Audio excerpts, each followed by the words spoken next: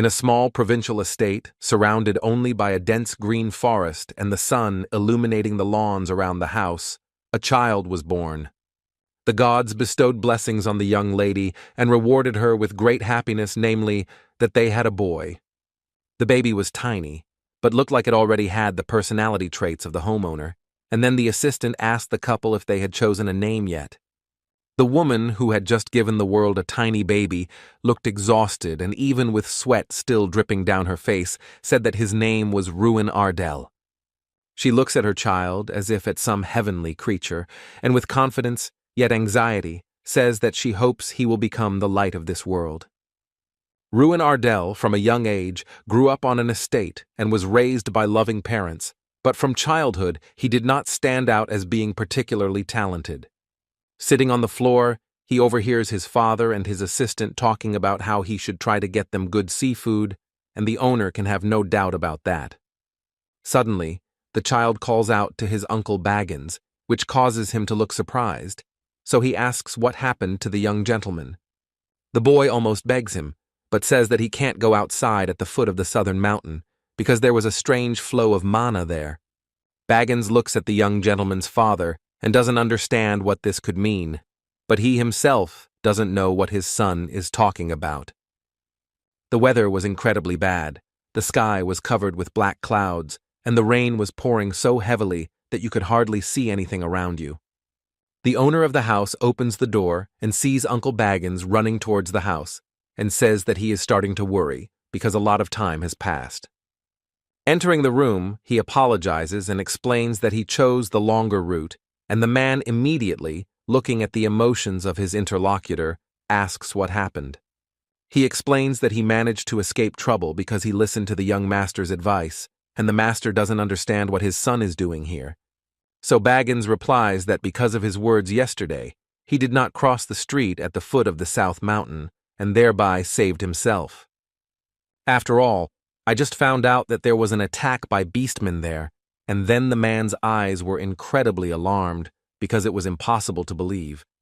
And everyone who was there was in danger, but thanks to the young man, the uncle was not among them, and one could even say that the little boy saved him from death. They both thought for a moment, but Uncle Baggins broke the silence and asked the master if he thought Ruin Ardell could sense the mana floating in the air, but the master replied that it was hard to say. Suddenly, he seems to be lost in his thoughts, thinking about the question his interlocutor asked him, and can't even think of further actions if that's the case. But everything was already clear. Ruin would be Ardell's future, and from that day on, he increasingly showed a talent for magic, and already at 6 he felt mana, and at 7 he could show it. When he was 10, the representative of the first-year students gave his opening remarks and asked everyone around to congratulate the best among the applicants, Ruin Ardell. After all, the young man surpassed the large number of children from wealthy families who entered the Ignite Magic Academy because it was the best in the Radiant Kingdom. Therefore, Ruin was ranked as the best applicant among all the others and received the title of genius. In his eyes there was a misunderstanding and the thought of what he could achieve in the future. However, he did not really like this attitude, but he was reassured by the fact that his name would raise the status of his family. However, it cannot be said that he succeeded in this, and the teacher asks him to show the skills of the best among the applicants, hinting at Ruin and challenging him to come forward. And right then, on the first day of classes, when Ruin was taking the tests, it was clear that he was far from the best, and not even second on the list. Because when he was showing off his skills, the teacher asked to release them faster, but the boy shouted that he simply could not physically do what he was asking. His gaze was focused on power, but Ruin's thoughts couldn't understand what had gone wrong as he had planned, so he continued to try to do at least something. The applicants waiting for their turn looked at Ruin Ardell and looked shocked by the reality that was happening around them, because they had heard that he was the best. The young man realized that he lacked the innate ability to release magic even a meter away from his body, and this was what was called mana release disorder. Tears rolled down Ruin's cheeks, because he understood that for a mage, his body was terrible, and this despair was visible in the emotions swirling in his eyes. But it didn't take long for others to learn of his humble origins and lack of talent for magic, and that disappointed him even more. And it was because of this news that the other students' attitude towards Ruin changed too quickly, and he felt that others treated him poorly. He was walking down the corridor and touched the hand of a student walking in front of him, but suddenly Ruin's face twisted in confusion because he knew what was about to happen. The friend of the one the young man had touched began to look closely at his hand and ask if everything was okay, as if he had caught some kind of infection. He explains his emotions by saying that the student touched a disabled person, calling him Ruin, and could become one himself, and the student understands that he needs to wash up quickly so that nothing gets on his skin. Ruin Ardell knows that he is called a person who cannot use his magic, so this situation around him is familiar to him like no one else. He was well aware that others considered him a defective person, unable to cast a single spell even in a magic academy. For the envious and the ordinary students, Ruin's current status became the highest source of malicious satisfaction they could possibly imagine. And so the student he had touched stood before him and boldly asked why the young man was looking so impudently, having the courage, even though he was incapable of even using magic.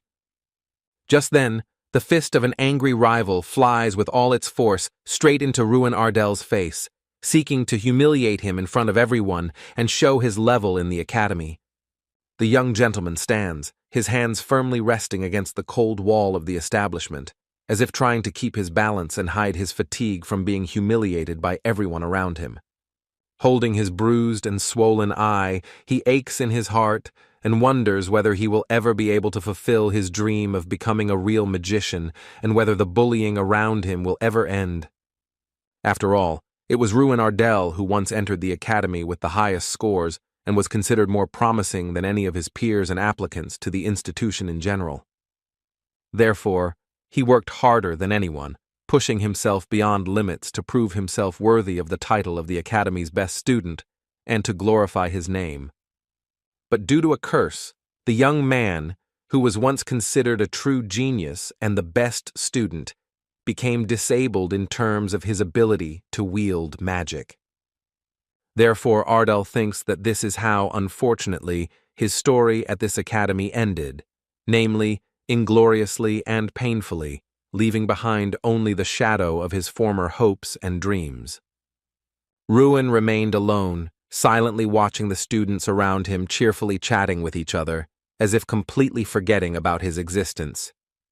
But he knew well that behind the friendly smiles and loud laughter lurked gossip and condemnation directed specifically at him. The young gentleman only thought that everything would end exactly as it did, as if fate had been preparing this bitter ending for him from the very beginning. After all, the boy could not even imagine that he would one day find himself in such a hopeless situation, where his dreams of magic would be shattered to pieces. That in the abyss of despair he is slowly drowning, losing his last strength and hope to escape the darkness that is consuming his life.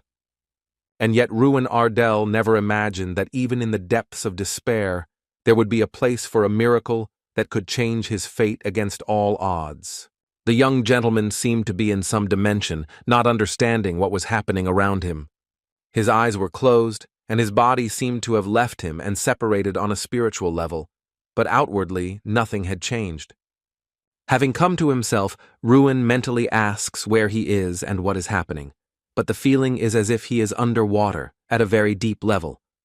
Suddenly, the voice that previously said the status window was unlocked and the player artifact was activated says that the young man is the incarnation of Drak, the destroyer of worlds. The young man looks at the man in front of him and doesn't understand what he's saying or how his eyes can shine with such a blinding red light. Ruin mentally asks himself if this is really a dream, but realizes that it is too realistic for a dream, and he feels that way. He continues to watch the person in front of him, and it seems like the person is trying to tell him something, or perhaps explain something. The boy's eyes gradually acquire a rich red hue, shining with an alarming light, as if a harbinger of inevitable changes. And then, After a certain time, they become completely bright red, as if a flame has ignited in them that will never go out. Sometime before this situation, events took place on the territory of the Ignite Academy training ground. At this moment, Professor Heidel loudly calls Ruin Ardell to him, and a silence falls around, filled with tension and anticipation. The teacher explains that, as previously explained, the young man only needs to create a fiery sphere and hit the scarecrow standing in front of him with it. After all, the fiery sphere is the magic that any student must master flawlessly. But for someone who is unable to use magic, it is an almost impossible task. And then Ruin Ardell wonders if he will be able to complete this seemingly easy task this time, which is beyond his power. Professor Heidel, observing his pupil and seeing doubt and even confusion in his eyes, begins to speed up his actions. The young man, having gathered himself, says to himself that he doesn't need to give up, and maybe this time he will succeed. Ruin was determined to complete this task at any cost, even if it meant sacrificing his own strength. And with unwavering confidence in his voice, he says he will do it, despite the risks and difficulties that lie ahead. The students standing around couldn't believe their eyes, because the size of the fiery sphere was too large, and could this young man really have that much mana? Professor Heidel stood nearby, watching intently and seemingly doubting what he saw, as if his mind didn't want to accept it. Ruin mentally praises himself, feeling a wave of satisfaction, and mentally says that this is beautiful, like a moment of triumph after long defeats and suffering. He thinks he should continue in the same vein and be able to surprise everyone, but suddenly he realizes that his problem is coming back to haunt him. And the guy starts to mentally beg himself and tries to hold out at least a little longer, but his efforts are in vain. So the fiery sphere in his hands gradually becomes smaller, losing power, and Ruin exhales in frustration, feeling hope slipping from his fingers. His body suddenly succumbs to nausea and dizziness. The world around him blurs and his legs barely hold him, as if under the weight of an invisible and ruthless burden.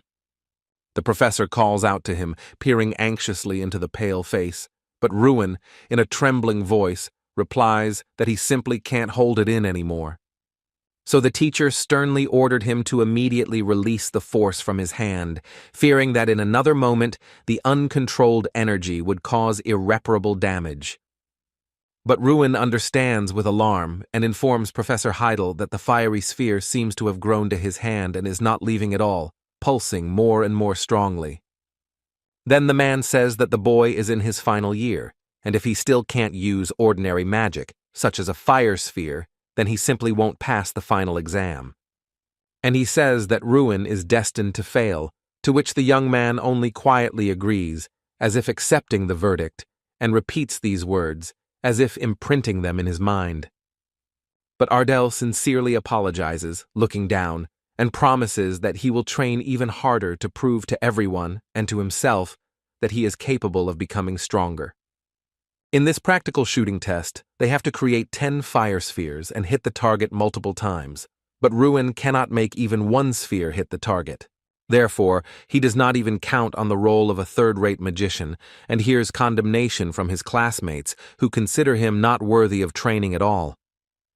Because he became the best applicant, a nobleman from the province, teenagers from wealthier families began to envy Ruin and feel incomplete, and because of this, they mocked him, but he would endure it. But the reality that leaves him with no hope begins to destroy him from within, and this curse is the only thing holding him back for all 6 years. The mana release disorder was what kept him from living his life to the fullest, and Ruin only wondered how much longer he could hold out like this. There was a loud commotion in the academy corridor. Conversations and footsteps could be heard, and the walls echoed, creating a feeling of continuous movement and life. The students whispered among themselves about who passed the exam, how, and what their scores were, because everyone was curious, because it was happening for the first time. Upon seeing Ruin, the pupils immediately began to hurl insults at him, their mockery and evil smiles painfully cutting the young man's heart. They asked if it wasn't time for him to pack his things and go home, and if they were in his place, they would be ashamed to show themselves here, but Ruin seemed persistent. Two of the pupils, looking at him, asked if he knew what the younger ones called him, but they immediately replied that the fool was Ruin. They further say that because of the young man, the graduating class is not a role model, and he finally needs to go back to his province. After all, nature did not endow him with skills, so he needs to at least be rich. But here, too, there is a problem, because they only heard the name Ardell when they entered the academy. And this white-faced pupil speaks as if mocking what his father said. They are all just fools, who behave arrogantly, but have nothing, hinting at Ruin's condition. Therefore, he immediately understood the level of Ruin's family, drawing a contemptuous conclusion for himself that the young man's origin was not capable of commanding any respect. But unable to bear the humiliation, the boy abruptly jumps up and swiftly strikes his opponent, putting all his accumulated anger and resentment into him. He, losing his balance from the unexpected blow, staggered back and fell heavily to the floor, the loud thud of which echoed throughout the corridor. Ruin, trembling with anger, leans towards his opponent and in a sharp tone demands that he repeat what he said earlier, pronouncing each word with cold fury. But the opponent, holding his broken nose, curses through the pain and cannot believe how Ruin dared to do such a thing in front of all the witnesses. Ruin looks at him and says that he needs to know when to stop and who is this Ben Folt to talk about his father and family. But Ben's friend, defending him, decides to direct his attack at Ruin, as if he doesn't even know who he's dealing with in this skirmish. Suddenly his eyes widen in shock, as if he had just seen something incredible, and at the same moment an expression of complete astonishment freezes on his face. After all, the young man was the first to deliver an unexpected blow, which caused the enemy to hunch over and not hold back. A sharp, suffocating cough burst from his chest. The opponent suddenly falls to his knees, trying to catch his breath, and his hands convulsively rest on the floor as if seeking support in this humiliating moment. The Ruin of Ardell looms over him, carefully observing his every move and reaction, studying his opponent's behavior with cold caution and a tension that hangs in the air. While his opponent's mouth is dripping with saliva from a strong blow, analyzing every reaction and tension in his body. The young man looks at him angrily and loudly calls him an insolent bastard, feeling both rage and contempt pulsing in his every word and movement. When Ben Folt rises and tries to use his battle magic right inside the academy walls, it gives Ruin a real shock, as he did not expect such desperation. He loudly calls him a piece of trash with a magic release disorder, not thinking at all about the fact that for such actions he could be expelled from school, showing insolence and anger at the same time. So Ben Folt directs all his energy at Ruin, feeling rage and hatred, and sincerely wishes him death, not hiding his desperation and determination in every move. Ruin realizes that he cannot even move to save himself, feeling helplessness gripping his body and danger looming over him with terrifying inexorability. Suddenly, Professor Heidel appears and with a sharp shout orders them to stop immediately, causing both fighters to instantly stop, the tension in the air abruptly dissipating under his stern gaze. As Ben's magic gradually consumes Ruin, he feels the enemy's power seeping into his body, limiting his movements and consciousness, and every moment is filled with terror and helplessness. The guy doesn't know how to act in this critical situation, feeling confusion and fear that paralyze his mind and make him hesitate with every next step. And then Ruin Ardell realized that this was exactly what his end looked like, when fear and helplessness completely engulfed his mind, and the enemy's magical power inexorably consumed him. And again, this mysterious man is in front of him, who says that the guy is the incarnation of Drak, the destroyer of worlds, and the artifact the player has activated. Ruin mentally asks himself what kind of delusion this is, feeling a mixture of surprise and annoyance as his mind tries to comprehend the absurdity of the situation unfolding around him. The young gentleman seems to be floating in midair when the stranger asks what is happening, and he feels a slight sense of surprise and alertness as he tries to assess the new situation. The man looks at Ruin and says his name, Dell, feeling both surprise and curiosity as the new encounter brings unexpected feelings and tension. But then he says Ruin Ardell again, and he instantly realizes that it is his own name, feeling a strange mixture of surprise, guesswork, and indescribable excitement. When he opens his eyes, the boy sees a completely different picture in front of him, which makes his heart beat faster, because reality suddenly takes on a strange, almost unreal form. Helen, a high-class healer, appears before him, watching him carefully and asking if Ruin has regained consciousness yet, her voice filled with concern and easy confidence.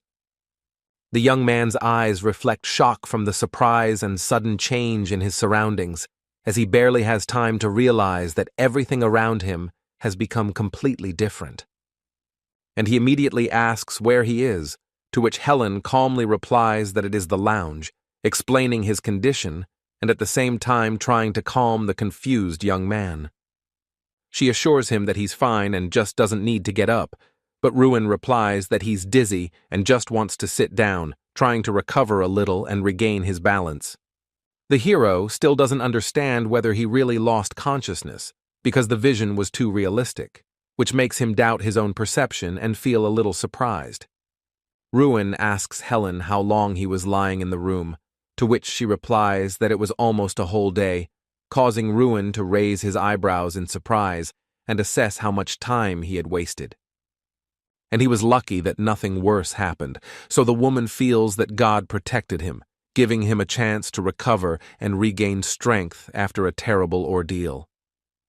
When asked by the young man if he is okay, Helen replies that he needs to run a few tests, but he looks fine for someone who was struck by a lightning sphere, causing Ruin to be surprised.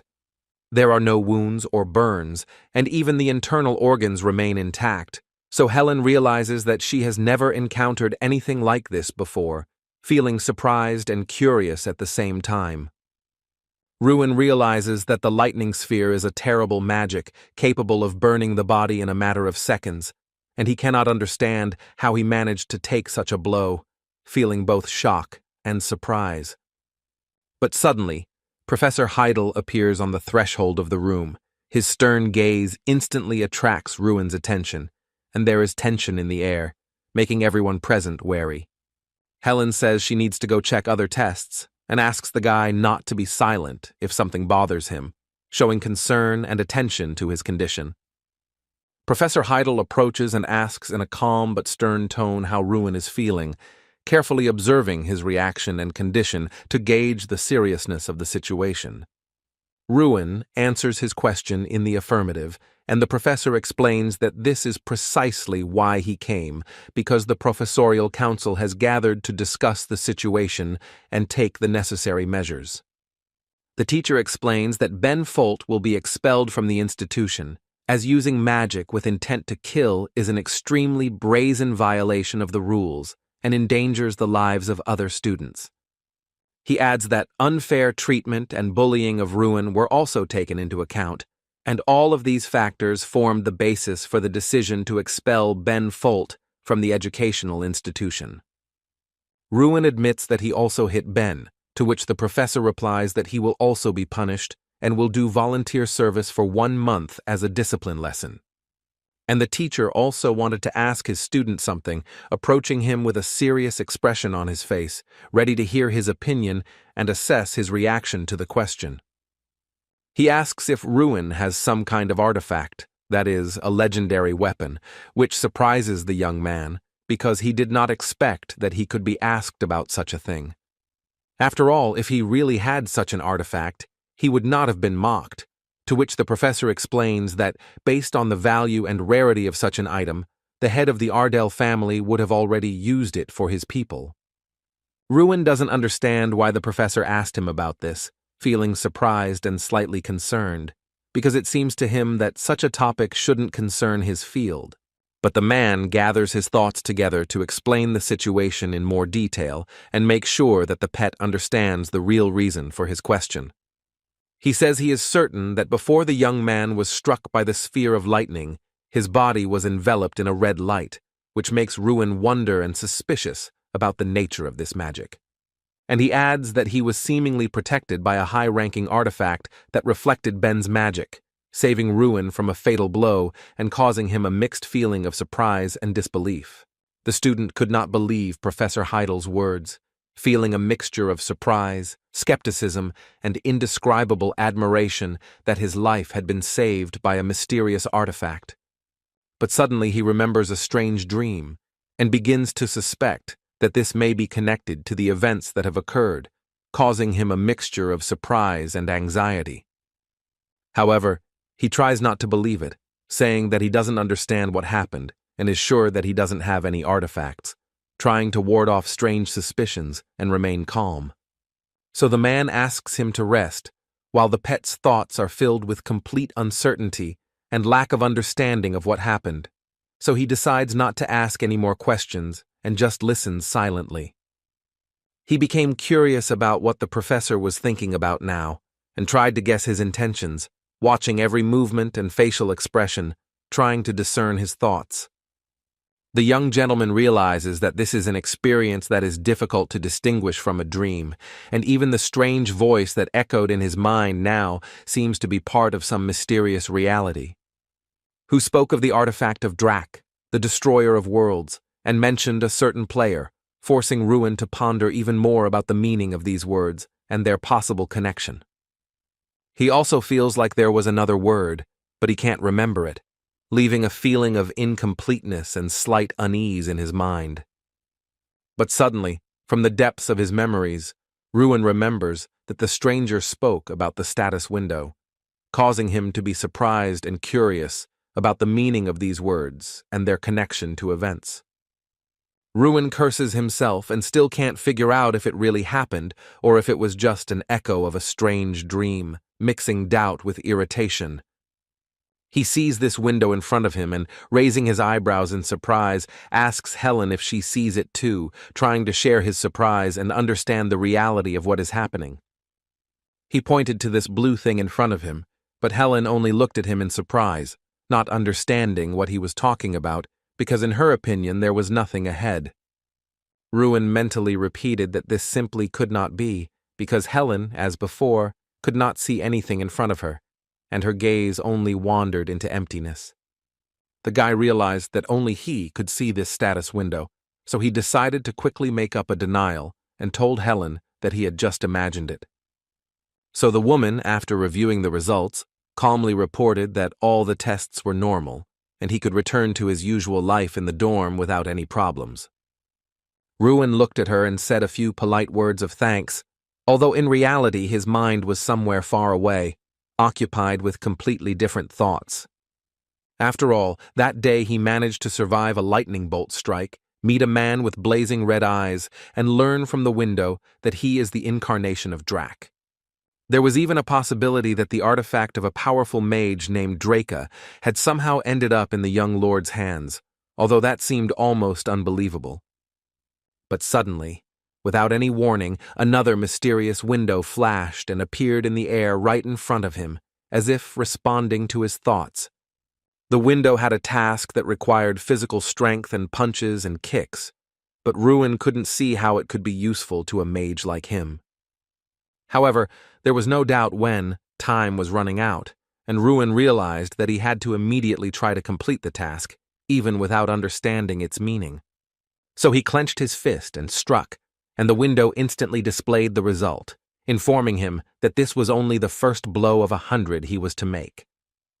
Ruin then struck with his other hand, and the window immediately updated, showing that this was the second strike out of 100 he was to perform in this task. The guy noticed how the number on the window was constantly increasing, so he realized that he had to speed up and reach his goal as quickly as possible, without wasting time. Therefore, Ardell once again punched the air with his fist, hoping for a result, but was surprised to notice that the number on the window remained unchanged, as if his punch had not been counted. Ruin realized that his shot had not been counted, and mentally decided that even the slightest inaccuracy in execution would instantly lead to the system not recording the result. The hero decided to go through the training as correctly as possible, carefully performing all the movements and blows so that each of them would be counted without a single mistake. In the deep dark night, Ruin, having finally completed his task, felt relieved, because all the blows were executed accurately, and the window confirmed his success. Drops of sweat rolled down the young man's face, but true satisfaction was visible in his eyes, because he had successfully completed the task and felt an inner pride in himself. A window appeared before him, clearly stating that it was his reward for successfully passing this difficult and grueling test. However, suddenly the young man felt strange changes in his hands, as if they had acquired new strength and sensitivity, and this made him stop in surprise and look closely. He couldn't understand what kind of feeling had taken over him, but he could feel it circulating through his blood, being much more fundamental and important than ordinary mana. So Ruin Ardell felt that he had become truly strong, and his new powers circulating in his body gave him a feeling of confidence and incredible power. So the boy decided to test his new powers in practice, feeling an impatient desire to use them take hold of him, forcing him to move forward without delay. He sharply struck his limb forward, and a powerful energy aura instantly rose around him, vividly demonstrating the power that now resided in his body. Ruin felt that the power flowing into the magic had become much stronger, and the resistance of the air provided driving energy, so everything around him seemed different and felt in a new way. The young mage's core strength had increased significantly, and now he felt it was time to test the second reward that awaited him after successfully passing the test. The boy looked again at the status window that suddenly appeared before him, and felt curious and tense, preparing to find out what new reward it would show. But he saw what was written there, about a power circle that now replaces mana circles, which surprised and intrigued him at the same time. So Ruin understood that this meant the complete replacement of his mana with physical strength, and the thought of how his magical abilities would now transform into pure power was arousing. All who experience and study mana have a circle around the heart that plays a key role in releasing and amplifying mana, providing control and power to its flows. Ruin had 4 circles of mana, far exceeding the normal amount for people his age, but due to his curse, their power was effectively 0. However, suddenly the boy's eyes widened in surprise as he felt something incredible inside him, making his heart beat faster and filling him with excitement. After all, he realized that his mana circles had actually disappeared, and now the circulatory force was filling his body instead, allowing him to control energy in a completely new way. And now he realized that these were power circles, not mana, which literally stunned Ruin and caused shock, because he had never felt such power within himself before. Because he knew nothing at all about mages without mana circles, and the thought that these new power circles might not be a full-fledged replacement frightened him with unknown consequences for himself. The hero couldn't help but ask himself if this meant he would have to forget about life as a mage, because without real mana circles, his abilities might be useless. However, it was too early to give in to such disturbing thoughts. Ruin first decided to test the new power circles in practice to make sure of their true effectiveness. So Ardell focused and summoned his fiery sphere, determined to test how well the new power circles could support a full-power magical attack. He was surprised to notice that the fiery sphere appeared extremely quickly, and could not understand how this was possible, because previously its formation took much longer. Ruin noticed with admiration that his fire sphere had become much stronger than before, and felt the new power circles giving it incredible power and stability. So after pondering for a long time how to explain such a drastic change in strength, it suddenly dawned on him. He finally understood the reason for the incredible increase in the sphere's power. That all this, the power of his artifact, and that he has been given a unique, once-in-a-lifetime chance to test and develop his new abilities to their fullest. The young man knows that there is a basic principle of work in magic, while liberation takes an average of 10 seconds. However, there was another option, to skip this stage and create a fiery sphere entirely through one's own inner power, testing the limits of one's new abilities. And Ruin was convinced that all this incredible power belonged entirely to the artifact. because without it, he would never have been able to create such a strong and fast fiery sphere. However, he felt confused and did not know what to do next, as new opportunities and powers opened up before him that he had never encountered before. He wondered how to fill his body with energy for a powerful attack, and it occurred to him that perhaps Draca had once suffered from a similar disorder and experienced similar feelings.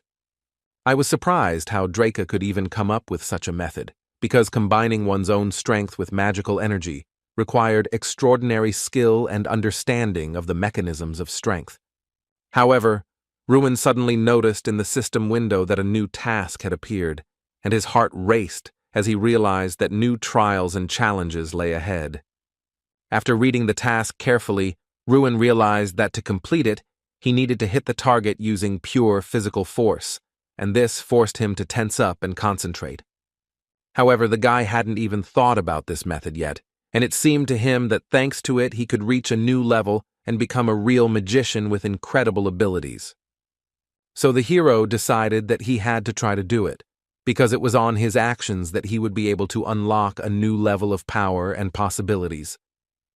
So Ruin aimed his fireball directly at the scarecrow, preparing to test the effectiveness of his new power and watching as his energy gathered for the attack. And with confidence in his eyes, he said that everything had worked, because the fiery sphere had accurately hit the scarecrow, confirming the correctness of his chosen approach and new methods.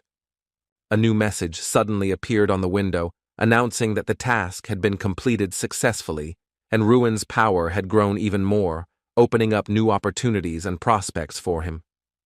The boy, not believing what was happening, suddenly jumped into the air, feeling a new power fill his body and allow him to perform incredible actions. But suddenly Ruin lay on the ground, feeling an incredible sense of relief, realizing that he had indeed managed to do it, and the task had been completely accomplished. After all, before, every failure of his had occurred precisely at the stage of détente, and the young man finally felt a real victory, overcoming this critical moment and proving his own strength. He was still amazed by this method, and it was impossible to understand who this Draca was, who came up with such a unique technique that could radically change the approach to magic. The young man blacked out right on the training ground, and when the sun rose over the mountains, he woke up, feeling strange and extraneous sounds nearby, disturbing the silence of the morning. He couldn't understand why it was so loud around him, and listened in amazement to the sounds coming from all directions, trying to determine their source. Around him stood other students, who were glad that Ruin had come to his senses, and with smiles and lively exclamations began to address him in a friendly manner, encouraging him. But the young gentleman, without hiding anything, asked those present if they had really seen a person sleeping on the street, as if it was completely normal and nothing to worry about. Suddenly, a boy declared that they had never seen anything like it, especially a nobleman willing to exchange a dormitory for sleeping on the street, and asked if Ruin had been drinking. However, the young man calmly replied that nothing of the sort had happened, and explained that he was simply tired after training and accidentally fell asleep on the spot, without any intention of doing so. The students, looking at each other, quietly agreed that the hero had changed somehow, as his demeanor and confidence after training betrayed a new level of strength and experience. They even noticed a destroyed scarecrow behind them, which was clear evidence of how strong Ruin's new power had become after the task and training he had completed. They could not understand whether it was really Ruin who destroyed it, or perhaps someone else, because the event looked incredible and almost supernatural to their eyes, and he could not have done it.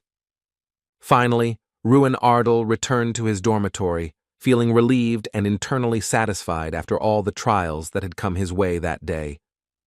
Upon entering, the student encountered Jason Damon, who immediately asked what happened, noticing his changed appearance and sensing that something important had happened. Ignite, a sixth-year student at the academy, asked in surprise if this was really the same boy who had just returned, as his appearance seemed unexpected and unusual. Damon didn't understand what had happened because Ruin usually didn't leave the academy, to which he coldly replied that it didn't matter to him, but only this student treated Ardell without hostility. Jason Damon concluded that Ruin was with a girl, but the young man himself realized that this was just his usual activities, and that's why this thought arose in Damon's head. He continued to persistently ask the young man to tell him where he had been the previous night, and added that he was curious about how he had survived the lightning strike, trying to understand the whole situation. Without listening to anyone, Ruin headed to the bathroom, where he was finally able to relax, relieve tension, and allow himself to rest after all the trials and training. Suddenly, the hero remembered an additional task that still remained to be checked and felt that he could not postpone it until later because his success depended on a thorough check. Ruin noticed that the reward remained the same, but the number of repetitions of blows increased significantly, which forced him to prepare for new challenges and make even greater efforts. And, probably, the number of repetitions of blows would continue to double, so the young man should prepare for the fact that even more difficult and exhausting trials would await him ahead. However, the young man was ready to agree to anything if it really helped him become a magician, because the desire for power and knowledge outweighed any difficulties and trials. A month had passed since then, and Ruin had been performing the same task every day, but the number of repetitions had been steadily increasing, forcing him to train more and more intensely and with more endurance. If he failed to complete a task during the day, all his progress was instantly reset, forcing him to start over and tackle all the repetitions again with all his might. Therefore, the guy did not miss a single workout, feeling that even one loss of a day could ruin his progress, and worked diligently on every repetition of the task without exception. However, there was one plus in this situation, which made training a little easier for him, because he saw that each successful day noticeably strengthened his strength and confidence in his own abilities. The plus was that the requirements for completing the task never rose above 3,000 repetitions. Otherwise, Ruin might simply not be able to withstand it and die during the process.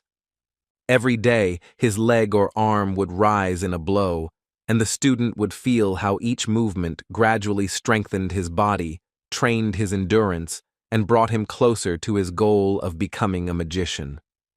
And for the past month, Ardell has been going through these grueling workouts every day, never missing a day, gradually increasing his strength and endurance to incredible levels. And as a result of all this daily training, Ruin even acquired a new body art skill that allowed him to control his movements and strength during strikes even more effectively. Silence and tranquility reigned in the academy. A sense of peace was felt all around, while all the students sat in their classrooms. The students noticed that something was wrong with Ruin, as he constantly fell asleep in class, and this caused concern and surprise among his fellow academy members.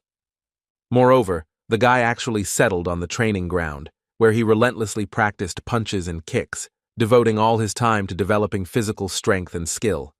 But one of the students noted that Ruin was simply trying to compensate for his disorder through constant training, although he doubted that such an approach would actually work.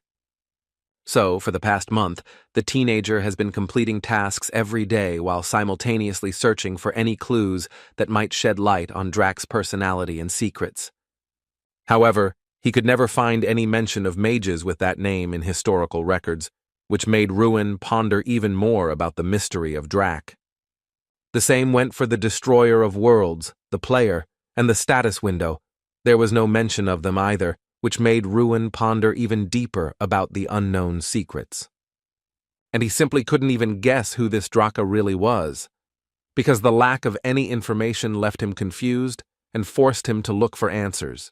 He could not understand who the person was who had given the young man such power, because the secret of her identity remained unrecognized, causing Ruin constant surprise and curiosity. However, suddenly, he heard someone calling him, and the voice made him raise his head sharply, full of surprise and tense anticipation of the one who had addressed him.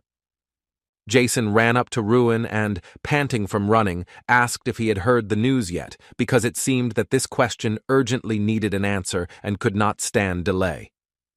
Most likely, the young man had not heard anything yet, as he was just standing there quietly reading books, absorbed in the pages and not noticing any news or changes around him. Ruin Ardell looked up from his book and asked Jason if something serious had happened, as his peaceful occupation had abruptly disrupted the feeling of an ordinary day. To this, Jason replied that the head of the Ardell family had arrived at the academy, and Ruin felt his heart speed up a bit at the unexpected news and the importance of this event. And the young gentleman instantly realized that his father was indeed here, at the academy, and the thought of meeting him made his heart beat faster and caused a wave of tension. Therefore, the boy abruptly jumped up, his heart pounding with excitement, because the realization of his father's presence at the academy forced him to act instantly and without hesitation. Running towards the man and shouting as if calling him, Ruin felt a mixture of joy and anxiety, his heart pounding, and every step brought him closer to the long-awaited meeting.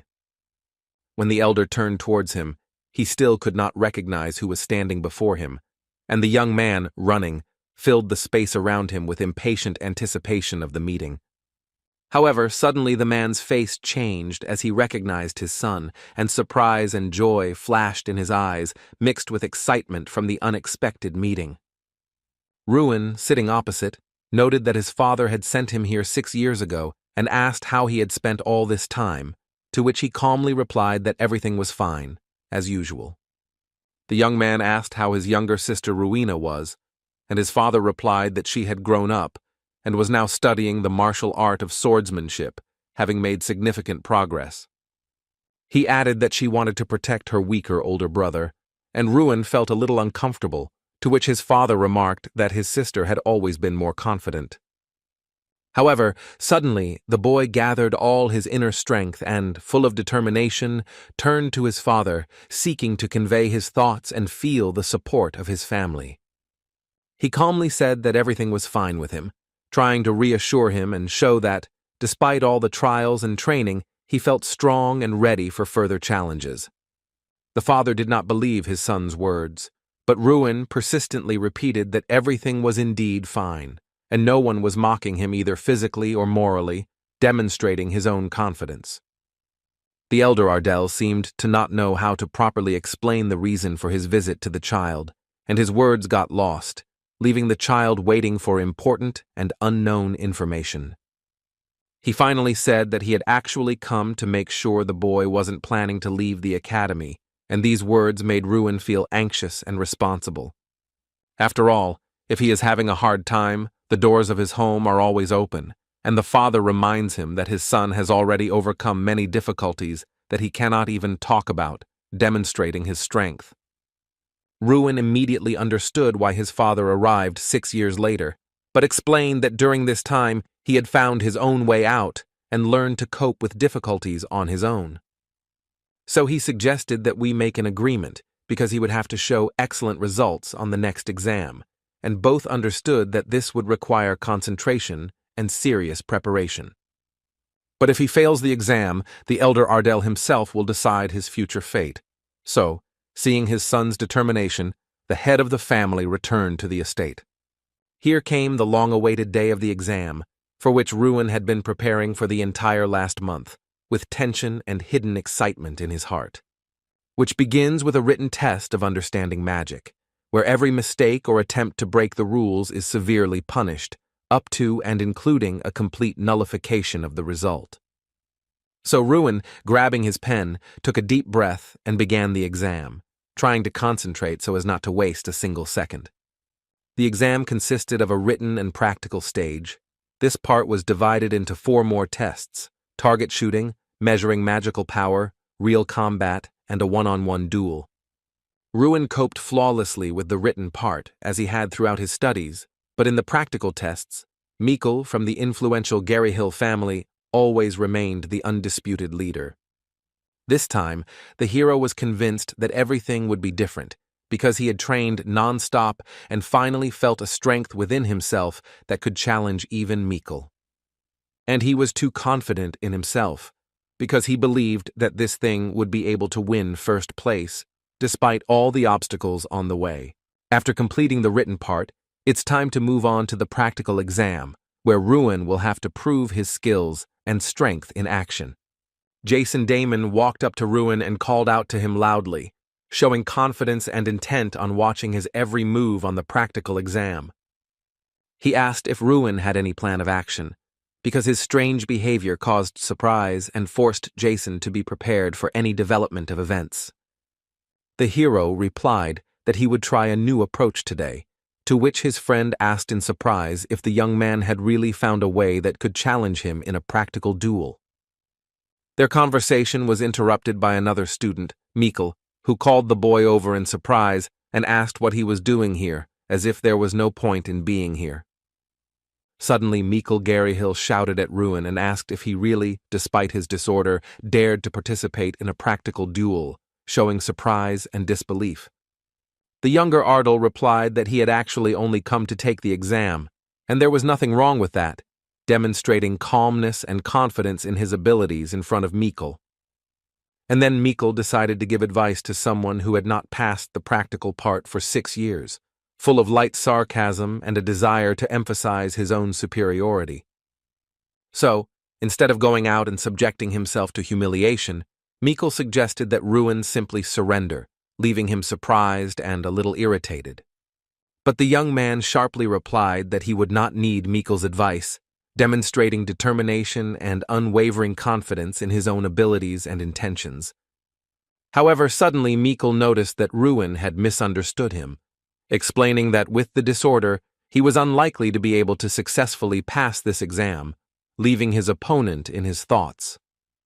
The hero did not understand where Mikkel got such courage and confidence from, because he had never behaved so boldly and self-confidently before. The first part of the practical exam was aimed shooting at designated targets, where each miss could cost valuable points and affect the overall result. His goal was simple: to determine how many targets a future magician could hit at once, assessing accuracy, speed, and control of magical power while firing. But this year, the level of difficulty was significantly increased, as the targets were now moving, forcing participants to demonstrate not only accuracy, but also reaction speed and skill in controlling magic. Student Angela missed a single target, and this immediately affected her grade, highlighting the difficulty of the new moving targets and the high demands of the exam. Other participants also struggled with the exam, and therefore the overall scores were simply terrible, demonstrating the incredible difficulty of the task. Because the next student was only able to hit 3 targets, confirming how difficult the exam was and how high the demands were on future magicians. And who would have thought that, because of such a seemingly insignificant difficulty, the performance would drop so much, and the quality of graduates would leave much to be desired. Professor Ellick, being Mikkel's uncle, noted that it was too early to be disappointed, because all the tests were still ahead and the main student could show potential. After all, it was Mikkel's time to demonstrate his abilities, and everyone was eagerly waiting to see how he would handle the moving targets and confirm his reputation as the best student. So Professor Ellick's nephew, focused and determined, steps out into the square where spectators, judges, and an uneasy silence await him before the test. As the test begins, Mikkel addresses the young man, urging him to watch carefully and not miss a single move, because every moment could be decisive. After all, he doesn't even realize what Ruin has planned, and how cunning the plan has already begun to imperceptibly materialize right before the eyes of everyone present. The professor, raising his voice impatiently, loudly shouts for Mikkel to begin, eager to begin the test as soon as possible and see what he is truly capable of. And he, agreeing, confidently said that he would show Ruin the difference between them, to prove once and for all which of them possessed true skill and strength. So the student, concentrating all his strength and skill in one powerful movement, hit several targets at once, making the audience gasp in amazement. The students watching this were not at all shocked, because every year Mikkel proved beyond doubt that he was the best among all who had passed such tests.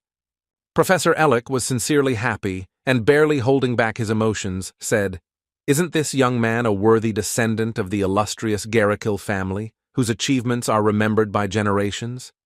He turns to Tyrion Ignite and, with a faint smile, asks if he doesn't think that Mikkel is the true pride of their academy and an example for everyone. The head of the academy sternly tells him not to continue, emphasizing that it is enough to demonstrate his abilities and it is time to give the other participants a chance. After all, according to him, this time is quite enough to fairly assess the abilities of current graduates and understand who really deserves recognition and praise.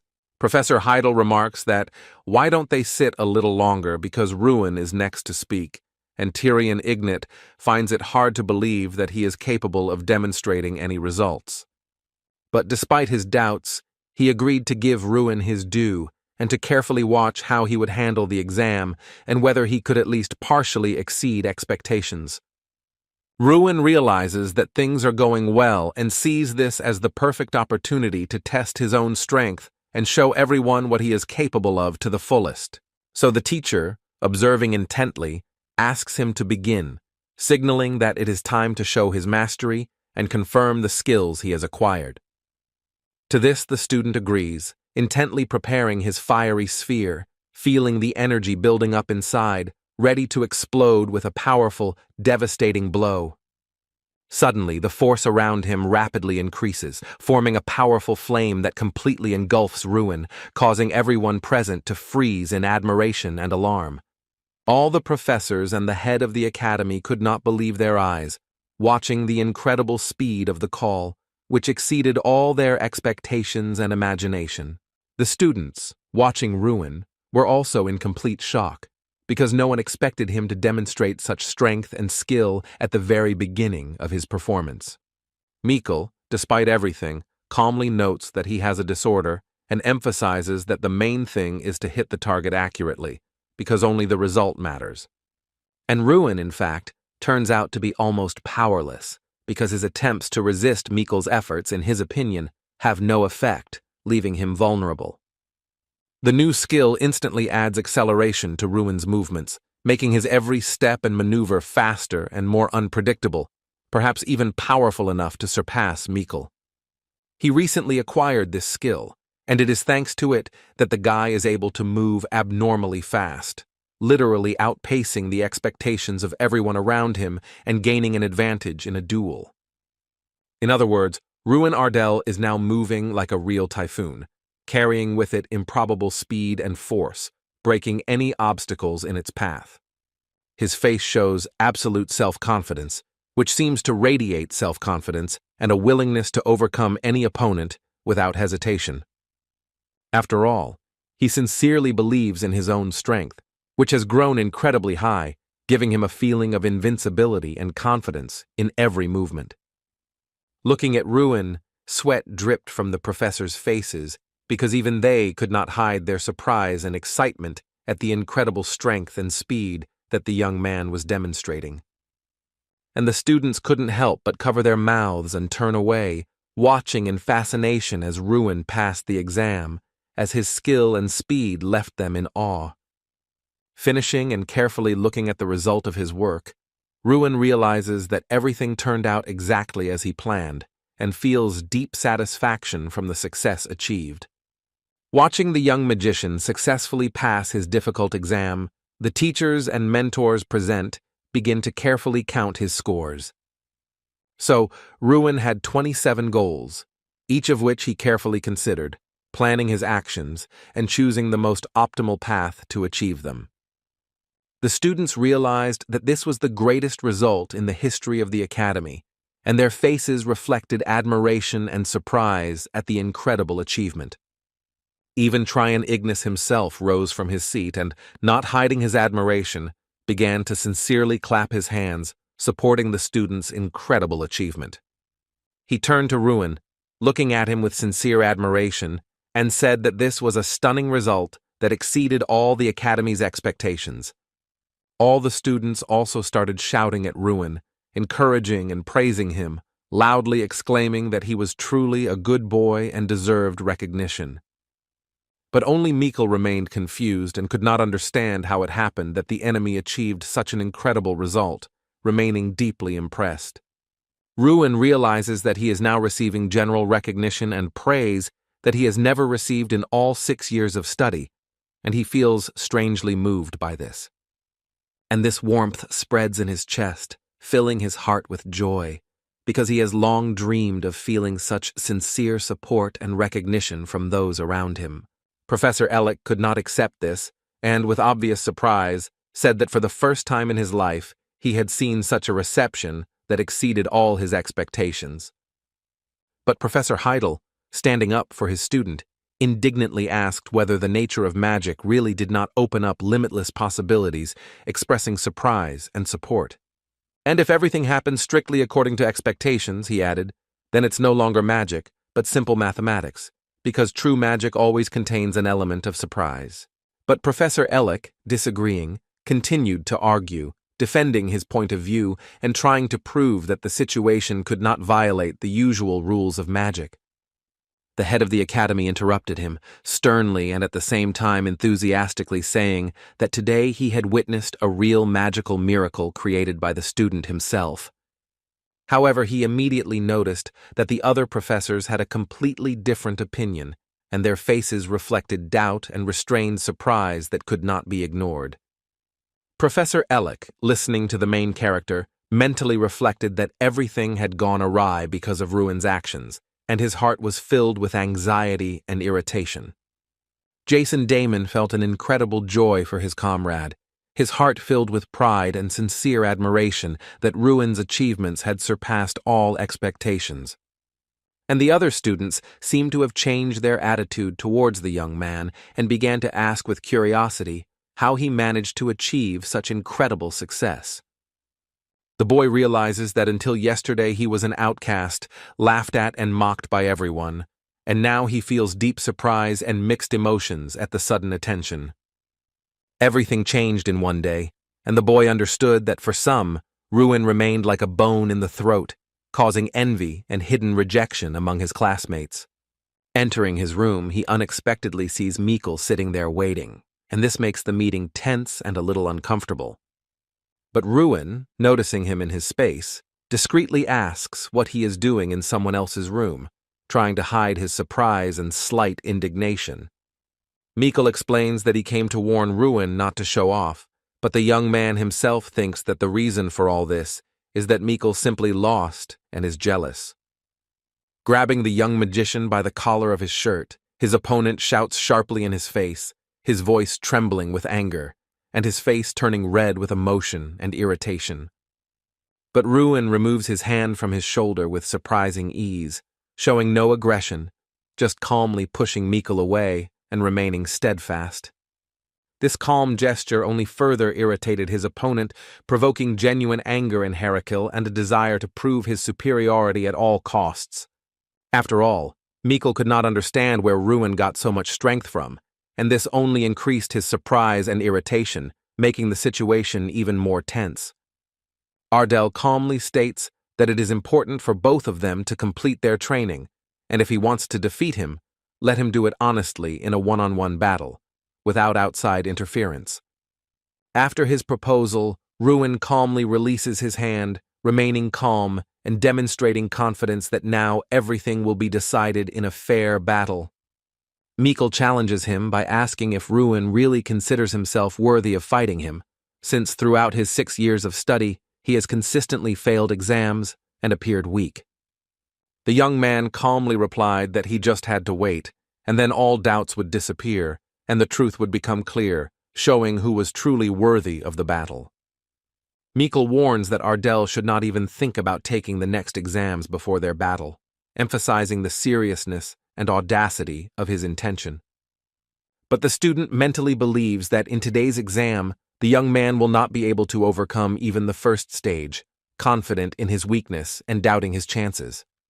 Pulling his hand out of his pocket, he does so slowly and confidently, demonstrating calm and readiness for any upcoming development.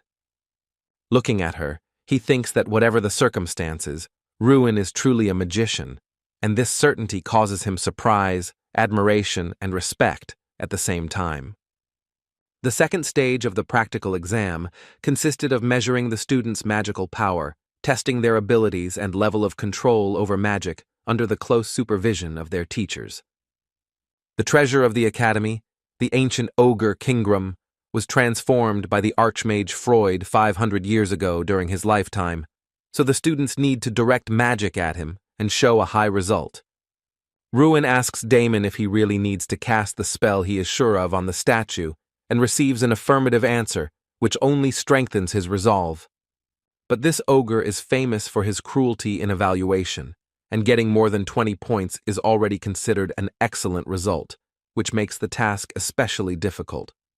One of the students summons a powerful thunderstorm and directs his spell at the ogre, causing the air around the statue to crackle with energy and tension.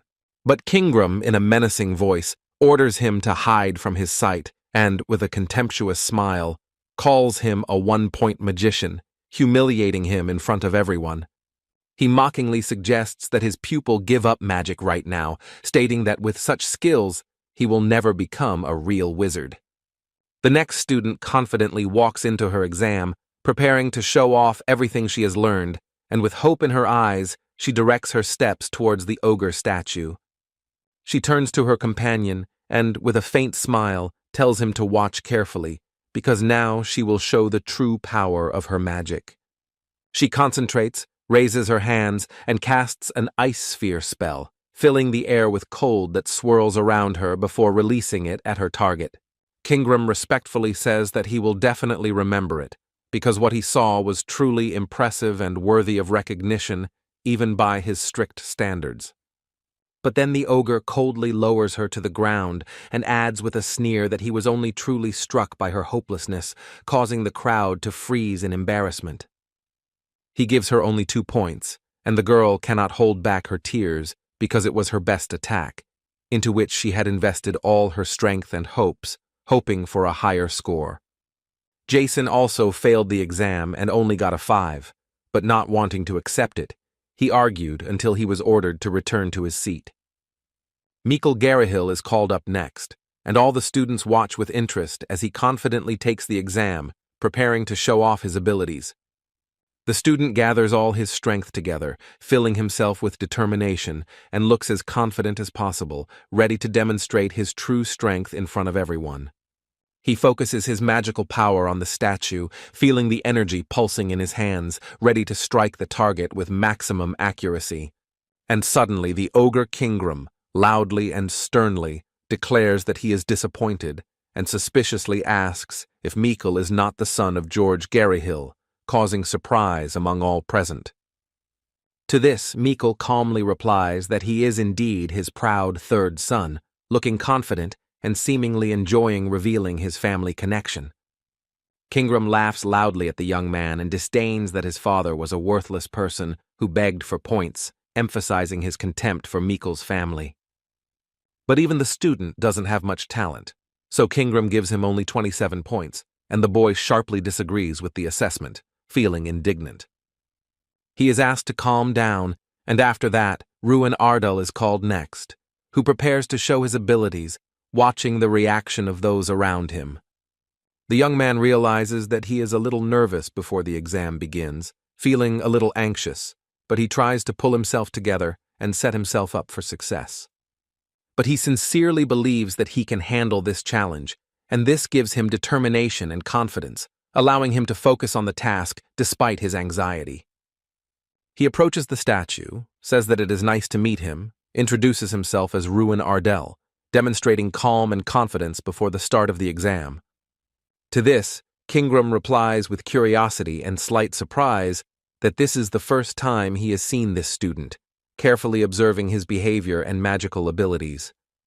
However, he dismissed it with disdain and said it didn't matter, sternly ordering the exam to begin, forcing the students to focus on the task. Ruin casts his spell, and suddenly the professor notices that he is using explosive burning mana that radiates incredible energy and threatens the entire statue. The students realize that this is 4th grade magic and are shocked, as no one expected to see anything like this, even among the most talented students. Kingram himself cannot understand where the young man gets such steadfastness from, and his astonishment only grows, for he has never before encountered such unwavering confidence and control of magic. But the young man does not hesitate and begins to advance, confidently moving forward, demonstrating skill and control over magic, which makes everyone around him hold his breath. He focuses his attack on the statue, channeling all of his accumulated energy and magic into a powerful explosion that should hit the target as effectively as possible. He stands before him, looking composed and calm, as if he knows that his strength and mastery of magic allow him to overcome any difficulty. The professor is surprised and says that this is impossible, because the young man transferred the magic from his fist to his leg and exploded it in just 1 second, demonstrating incredible skill. The students realize that they are facing a 5th-grade spell, and their surprise grows because no one expected to see such power on a practical exam. But Ruin paid no attention to anyone, completely focused on his work, his gaze and movements indicating maximum concentration and self-control. And he was relieved to realize that his spell had worked as it should, radiating the control and precision he had long sought to achieve. But Kingram's reaction seems strange, and the student begins to doubt whether everything really went as it should, or whether something might have gone wrong during the spell. Suddenly, the ogre sharply asks Ruin who he is, his voice full of surprise and undisguised interest, because no one has demonstrated such strength before. He adds whether he is Draco, which instantly confuses the young gentleman, forcing him to hold his breath and ponder the meaning of these words. After his words, Kingram says that he was exactly what he expected, emphasizing that everything that happened was predictable and he was looking forward to meeting Drac. He watches Ruin carefully, intently studying his every movement and gesture, while simultaneously pronouncing the name he has decided to call him, as if trying to figure something out. The students cannot figure out who Kingram is talking about and wonder if he really just confused people, because his words sound too definite and mysterious. Ruin realizes that in 2 months he has read every book he could find, but none of them mentioned a word about Drac, leaving him deeply surprised. So he turns to the statue and asks if it knows him, and is surprised to receive a clear, positive answer, which only increases his surprise and curiosity. He looks ahead and speaks to the ogre, asking him to tell him more about Drac, hoping to gain some clarity in the mysterious and confusing situation. To this, the ogre replies that all of this is extremely interesting, as if he is interested in the very essence of it and the situation unfolding around Ruin, causing a slight admiration. And who would have thought that Kingram would notice his incarnation right at the academy, causing Ruin to feel both surprise and a slight excitement from the surprise. He asks the young man to repeat his name again, and the young man, a little surprised, answers clearly and confidently, Ruin Ardell, which forces the listeners to listen more carefully. So the statue says that it will remember him, as if imprinting Ruin's name in his memory, leaving the young man with a sense of the importance of the moment and its mysterious significance.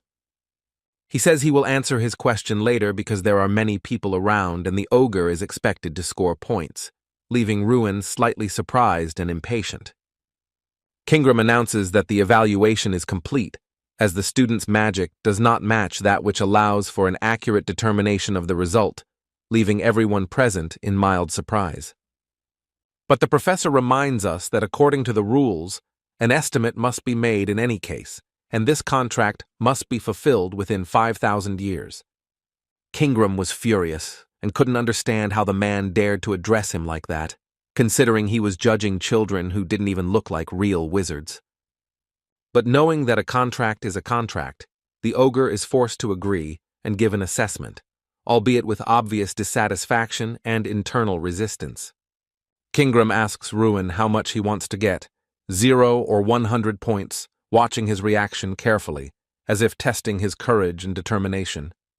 And Ruin Ardell, without hesitation, chooses 100 points as his rating, demonstrating a determination and confidence that even Kingram is forced to admit with some surprise. All the students were in complete shock at this result, not hiding their surprise and searching for an explanation as to how the student could get 100 points. And the boy once again found himself at the very epicenter of events, attracting the attention of everyone around him and feeling how every movement and word acquired extraordinary importance. Professor Heidel reports that the head of the academy has already learned of his result and that the young man deserves the award, causing Ruin to feel a sense of pride and unexpected excitement. He hands the young man a roll of paper, and the young man, slightly surprised and at the same time interested, carefully takes it in his hands, feeling the weight of the moment. The guy reads about the artifact room and cannot figure out what it is, feeling both surprise and curiosity about the mysterious place. So Professor Heidel orders him to follow, and the young gentleman, a little excited and full of anticipation, carefully follows his mentor, trying not to fall behind. He agrees to what lies ahead, a little hesitantly, but with a sense of curiosity and determination, ready to follow it and learn everything. He admits that he did not know about the existence of such a place, and the man explains that it is the only place where entry is strictly prohibited, emphasizing its uniqueness and mystery. So Ruin doesn't understand why he's being taken there since the place is forbidden, and feels a mixed sense of surprise and slight excitement before the unknown. They stand at the entrance, and the professor warns that they can only advance to this point, emphasizing the severity of the restrictions and the importance of the rules. So Ruin realizes that he will have to enter alone, feeling both excitement and fear of what awaits inside the forbidden room. Not understanding what exactly is happening, the boy decides that he needs to see for himself, feeling a mixture of excitement and intense curiosity. He cautiously enters the artifact room, feeling his heart beat faster with surprise and anticipation of what might unfold before his eyes. Inside, he sees many objects he has heard of before, and quickly concludes that this is most likely the magical warehouse of the Archmage Freud Ignis, full of secrets and power.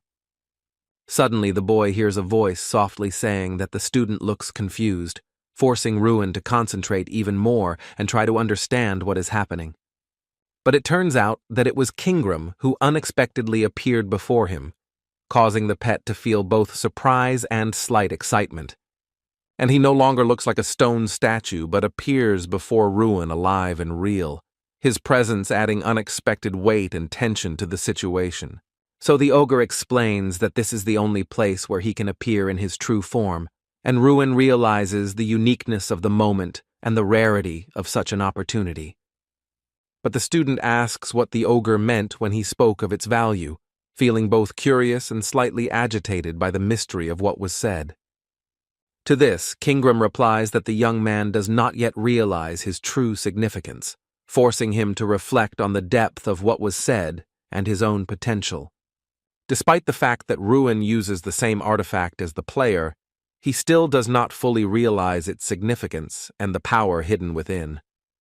After all, this artifact is one of a kind, so Ruin wonders in surprise how he managed to obtain it, feeling both curiosity and slight surprise. But the young man sincerely replies that he himself does not know how he ended up with this, and does not understand who Draco is at all, leaving Kingram in slight surprise. He is not sure whether to trust the guy's words, carefully observing his behavior and trying to figure out how sincere his answer is. However, Kingram suddenly explains that this is an entity that aspired to become God, causing Ruin to feel both astonishment and slight fear of its power. Draco once came to the Sky Peak tribe, to which an ogre belonged. He was short and small, and his appearance looked unattractive. His strength was so insane that no one in the entire tribe could stand up to him, and what's more, Draco only grew in power with each passing day. He was respected not only because he lived with them under the same sky and shared their traditions, but also because he had long since become an integral part of their tribe. He tirelessly taught Kingram, the chosen successor to the future leader of the tribe, the secrets of the language and the refined art of magic for a long 100 years, passing on to him the knowledge and wisdom of generations. Ruin could not comprehend with his mind how an ordinary person could live for so many long centuries, because for him, even one life seemed too short. To this, the ogre calmly explained that the one they considered human had never actually been mortal, for his nature and origin belonged to a completely different world. His true form was the majestic black dragon Dracogonia, whose dark scales shone with a cold brilliance, and whose very name inspired ancient terror and unwavering respect in the hearts of men and tribes. The main character was so shocked by the information he heard that for a long time he couldn't come to his senses and believe whether everything he said was really true, because to him it sounded like an incredible legend. Kingram only replied in surprise, did the young man really not know that magic itself originated from dragons? But for the main character, this was always just a beautiful fiction. But the ogre said with certainty that Draco, despite his origins and unprecedented power, was completely incapable of using magic. So he invented his own way of fighting, like Ruin now, filling his arms and legs with magic so that every blow and movement became deadly accurate and incredibly powerful. Ruin was convinced that Draco was being treated the same way as he was, and finally, realizing this, he understood the full depth of events and the reasons for actions that had previously seemed incomprehensible. The Black Dragon had invented a unique ability that only he could use, and now he demonstrated it to Ruin for the first time, showing all his unprecedented power and skill. And thanks to this incredible ability, Draco became the strongest being in the world, whose power exceeded all limits, and even the most powerful creatures did not dare to challenge him. But Draco felt no joy in his power, and relentlessly increased it until he eventually brought himself and everyone around him to their doom, leaving only destruction in his wake. And Ruin finally realized why he was called the Destroyer of Worlds, because the power that Draco once possessed was so incredible that the young man could not even imagine its true scale. Suddenly the hero noticed a window in front of him, and a sense of reward flared up in his heart, for he realized that he now had the opportunity to communicate with the ogres. In addition, there was a unique skill that allowed him to significantly increase his own strength by taking it from an ogre, and the hero, realizing this, felt new horizons of possibilities. Suddenly, a ball appeared in Ruin's hands, embodying the incredible power he had gained, radiating power and light that was both captivating and terrifying. Kingram explained that this was probably a reward for a task completed, because Draco always had a habit of talking about such things into the void, as if leaving them for someone else. Ruin cautiously asked if the ogre knew what was in his hands right now, for the power and mystery of the orb were so great that the young man did not dare to draw conclusions. And Kingram carefully examined the object, untwisted it in his hands, examining every detail, and then calmly said that it was Stran, and its true power could change everything. He said that this was not just an object, but the very embodiment of a force that lived a life of its own, radiating incredible energy and potential. But Ruin still could not understand what was being said, for the meaning of Kingram's words and the true nature of that embodiment of power remained extremely mysterious to him. The ogre explained that this power had always been with Draco, and given his current state, he had most likely sealed it within the Spirit Stone at the time of his death. Strawn, having a vile character, demanded infinite power from Drac, and although his wishes were cunning, fulfilling them could open up the promise of limitless power to the young man. Ruin wondered if an incarnation would truly be born from this stone, for though he felt its powerful energy, it was difficult for him to imagine how such a force could come to life. Kingram said that the incarnation would hatch very soon, and at that moment, the air filled with a crackling and fluttering, as if reality itself were reacting to the awakening. So, a small bear appeared before Ruin, which, despite its modest size, radiated a strange power, as if hiding a huge secret inside. And this strange appearance of this animal caused the young man deep confusion, because he could not understand why the embodiment of incredible power looked like this. But suddenly, Strawn abruptly said that Ruin was a scoundrel because he had dared to call him a bear, and his words came out with such force that the young man felt surprised. The young man still could not understand how such an ordinary-looking animal could suddenly speak in a human voice, and his mind was filled with surprise, doubt, and a slight fear. Suddenly, the little bear, who had turned out to be extremely angry and domineering, sternly ordered Ruin Ardell never to call him that again. Ruin, surprised and slightly confused, asks again how it is possible that this unusual creature can speak and tries to understand the meaning of what is happening. Strawn sternly and angrily replies that he does not understand how the young man dared to call him an animal, because he is not one at all, and this offends his dignity and pride. Then he explains that he is an embodiment that is not bound to any form, and therefore can be anyone, choosing his appearance and nature at will. He then sternly orders Ruin to carefully observe his strength, demonstrating that his power goes far beyond the ordinary and emphasizing his own essence. The boy's eyes reflected shock and complete confusion, because what he saw surpassed all his ideas about the possible and made him doubt his own eyes. When the little bear tensed up sharply, it seemed as if his body was about to burst from the incredible power he suddenly wanted to radiate. But suddenly he shouted in despair that he didn't know where his strength had gone, and this unexpected voice completely confused the hero, adding chaos to an already incredible scene. And the problem is probably that he was born with an empty stomach, so the bear, feeling weak, asks Ruin for some food, hoping to regain his strength. The young man admits that he doesn't even know what kind of food to give, to which Strawn angrily responds, asking why his current master is so weak. Turning abruptly, Strawn went to sleep, asking to be awakened only when food appeared, leaving Ruin deeply confused and stunned by his words about his master. Kingram notes that even though millennia have passed, his character has remained unchanged, the same stubbornness and pride that have not changed even with the passage of time. Looking at Ruin with Strawn, the ogre seems to be returning to the good old days, when life was simple and events were filled with nostalgia and memories of the past. After all, they remind him of Strana and Drak, whom he once met in his homeland in the Sky Peak tribe, awakening the fire of old memories and nostalgia.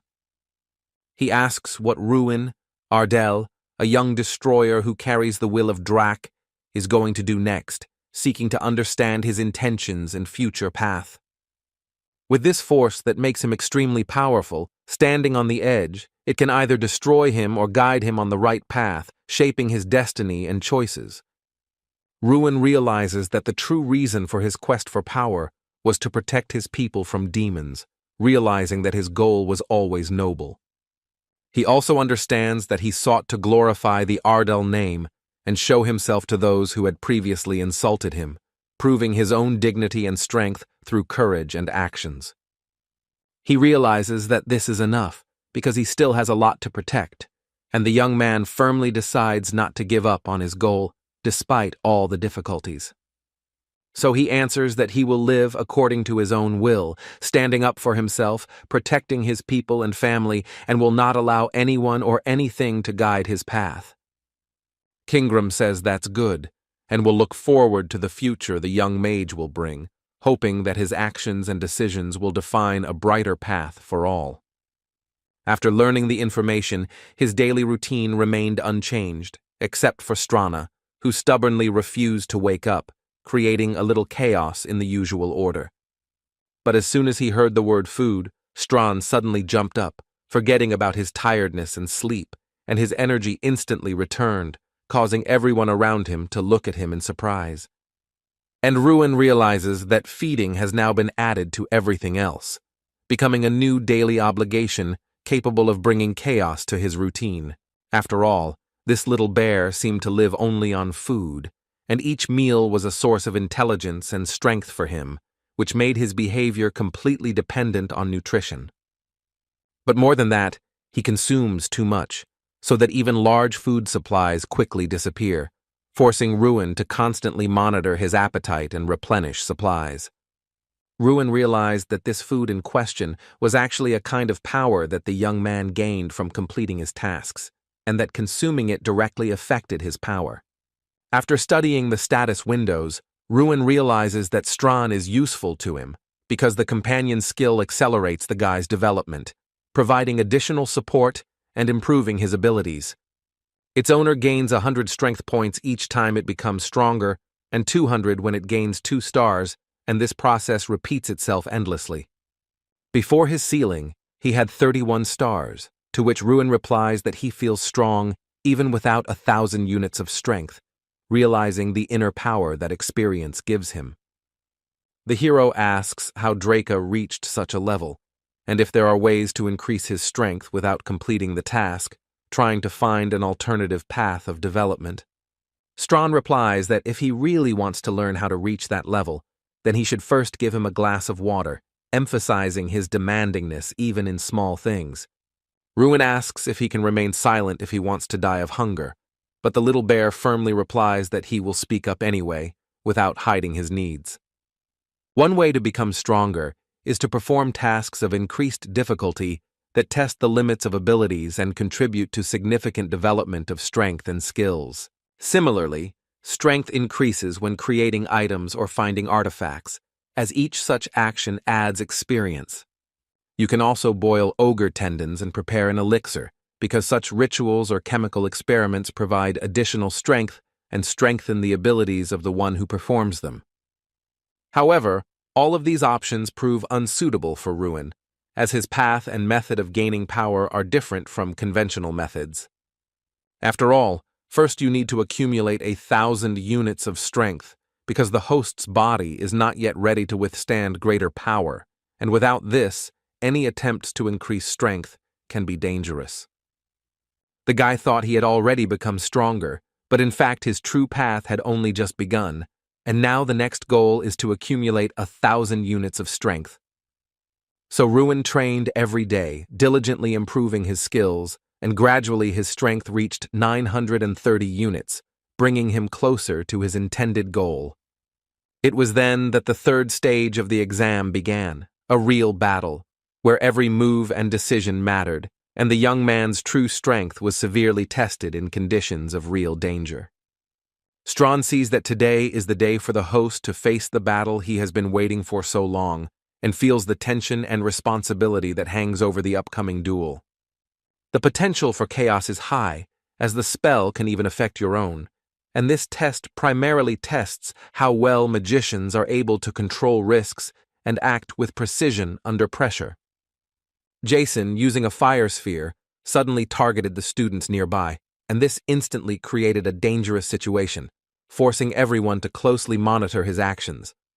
Therefore, due to such a mistake, Jason Damon is eliminated from the test, as his carelessness could have caused serious harm, demonstrating how dangerous a fight without control over magic is. The Knights of Foldren were invited to assist in conducting the exam to ensure the safety of all participants and prevent possible emergencies. The exam lasted 10 days, and based on the students' results, they were awarded various monsters. At the end of the exam, 13 students received high scores for their achievements. Since today is the last day of the exam, everyone was extremely curious to see what monster would appear before them, because this would be the final test of their skills and strength. Suddenly, everyone around hears a strange noise that echoes throughout the area, causing surprise and alarm among participants and observers. A huge orc suddenly appeared before them, his presence instantly causing fear and tension among the students, forcing them to prepare for a dangerous duel. They are much larger than humans and have high intellectual abilities, which is why wars are constantly taking place between them and humans. The students ponder whether it is right to fight him as part of the exam, and worry about what will happen if someone dies at his hands, realizing the danger and seriousness of the test. The professor orders the young magicians to remain calm and focus on doing their best, emphasizing that only self-control and maximum effort will allow them to cope. The orc, without wasting a moment, swiftly attacked the students. His movements were quick and ruthless, forcing the magicians to react instantly and use all their skills. Covered by shields, they try to come together, organize defense, and prepare a joint strategy to counter the powerful orc. Mikkel, standing behind, prepares his attack, carefully assessing the situation and choosing the most opportune moment to deliver an effective blow to the orc. Using an ice arrow, Mikkel concentrates magical energy to direct it precisely at the orc, hoping to slow or seriously damage the enemy. However, this does not bring success. The attack flies to the wrong place, missing and forcing Mikkel to quickly adjust his tactics to prevent danger. Because Mikkel sees his opponent from above, he realizes that the trajectory of the ice arrow is wrong and he has to urgently reorient himself. Professor Heidel immediately orders the student to quickly dodge to avoid the danger of the orc's attack and maintain control of the situation during the fight. However, Mikkel realizes that his body is frozen in place with fear, and he cannot carry out the order, feeling panic paralyzing his every movement. Professor Heidel then casts his wooden prison spell, quickly creating a barrier of solid wood to contain the orc and protect the students from direct threat. The spell envelops the orc, and he is instantly frozen in place, unable to move, giving the students a chance to regroup and prepare for further action. His eyes seem to burn with anger and an undisguised intent to kill his pet, reflecting the wild rage that boils within him, despite the fact that he is frozen in a wooden trap. Trying to grab Mikkel, he shouts incomprehensible sounds that sound like a roar of rage and anger, emphasizing his aggression and dangerous mood even at such a moment. But suddenly the student hears his name and the message that he is failing the exam, which instantly shocks him and causes a feeling of confusion and anxiety. His fist clenches in anger, because such a decision was completely unexpected for him, causing a storm of emotions and a sense of injustice. Professor Ellick, who was Mikkel's uncle, is deeply unhappy because his nephew has failed again, and this causes him a mixture of disappointment and anxiety for his future. Realizing that he needs to somehow prevent Ruin from passing the test, he turns to Tryon Ignis and asks if he plans to continue the exam in the same spirit. But the man doesn't understand what exactly the professor wants from him, because Ruin is next in line, and his attention is focused on the upcoming test. Ellick agrees and adds that Ruin is the only student to receive the highest grade from Kingram, highlighting his exceptional abilities and potential among the other students. He adds that it would be unfair to evaluate Ruin on a par with other students, because his achievements far exceed the standards of a regular test. Tryon Ignite understands what is going on, but points out that they do not have any other monsters prepared, so it is currently impossible to change the conditions of the exam or choose an alternative. However, Professor Ellick notes that they still have something that can be used, hinting at the availability of certain resources or ways to influence the course of the exam. When the Knights of Faldrin brought the orcs, the atmosphere instantly became tense, and all the participants in the exam realized that an extremely difficult and dangerous test awaited them. Together they also brought an ogre, a huge and formidable creature whose presence greatly increased the level of danger for the students during the exam. It is extremely dangerous to use, but with Professor Heidel and the knights present, you can even observe the ogre without risking your own life. So they will have the opportunity to see what Ruin Ardell is capable of, to evaluate his skills and strength in real combat under the supervision of experienced mentors. Professor Heidel stood in the academy corridor, impatiently waiting for Ruin, preparing to direct him to another test and monitor his actions. The student, approaching, did not understand what had happened, feeling confused and surprised by the unexpected events unfolding around him.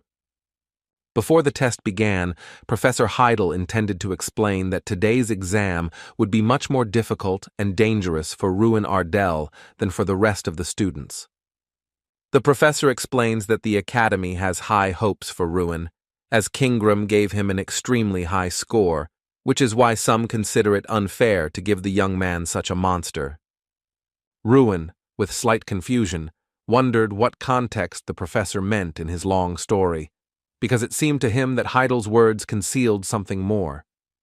Professor Heidel replies that the young magician must face a real ogre to prove his strength, endurance, and willingness to live up to the Academy's expectations. Strawn replies with a sly smile that the fight will be extremely fun to watch, because he will find himself in a situation that will reveal his true capabilities.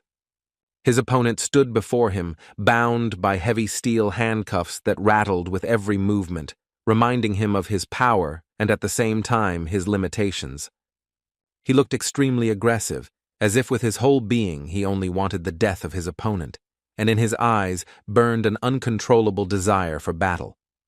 The other students at first did not realize that Ruin was not an orc, as they thought, but a real ogre, and this difference immediately made the situation much more dangerous. Jason exclaimed in confusion that this simply could not be, because he had not expected to see a real ogre, and this made his face look extremely confused. The invited knight explained that he had been specifically asked to bring this monster for testing, and he stood firm, ready to carry out the Academy's orders. However, he noted that he does not consider it right to use an ogre to test students' skills, as such a dangerous practice can lead to unpredictable consequences. Outwardly, ogres resemble orcs, but they are physically much stronger, and one of their blows can shatter a skull, making them extremely dangerous opponents for anyone. The man wondered if they were sure of their plan, because even experienced knights found it extremely difficult to capture this monster. The professor replied that this was a strict order from the head of the academy, and the knight thought that they seemed to have a passion for putting their own lives on the line for orders. Ruin, coming closer, coldly said that his life would now hang in the balance because he understood all the danger that lay ahead. The man slowly turned to Ruin, looking at him carefully, as if trying to gauge his determination and willingness to meet danger face to face. Our hero firmly stated who he was and why he was taking part in this difficult test, emphasizing his own determination and willingness to face danger. The knight could not believe that this young man was pitted against an ogre, and doubted that he could defeat such a powerful creature, for the difference in strength was extremely great. But in any case, he knew that together with Professor Heidel, they would stand by him and protect the young man from any danger, no matter how terrible it might be. Suddenly Ruin moved forward, and the man immediately called him back, trying to hold the young man back and draw his attention to the danger that loomed nearby. But the boy explained that he was simply preparing for the exam, although he had to stand behind, demonstrating discipline and willingness to follow the academy's rules. With a confident voice, Ruin declared that he would fight from exactly where he stood, emphasizing his determination and willingness to confront the monster without taking a step back. After all, his spells are significantly different from ordinary ones, possessing unusual power and effect, which makes his combat techniques much different. But the knight noted that he would not be able to help Ruin then, emphasizing that this was no ordinary orc but an ogre, and that joking with such an opponent was extremely dangerous. He wondered why Ruin dared to risk his own life like that, because every step towards the monster could turn into mortal danger.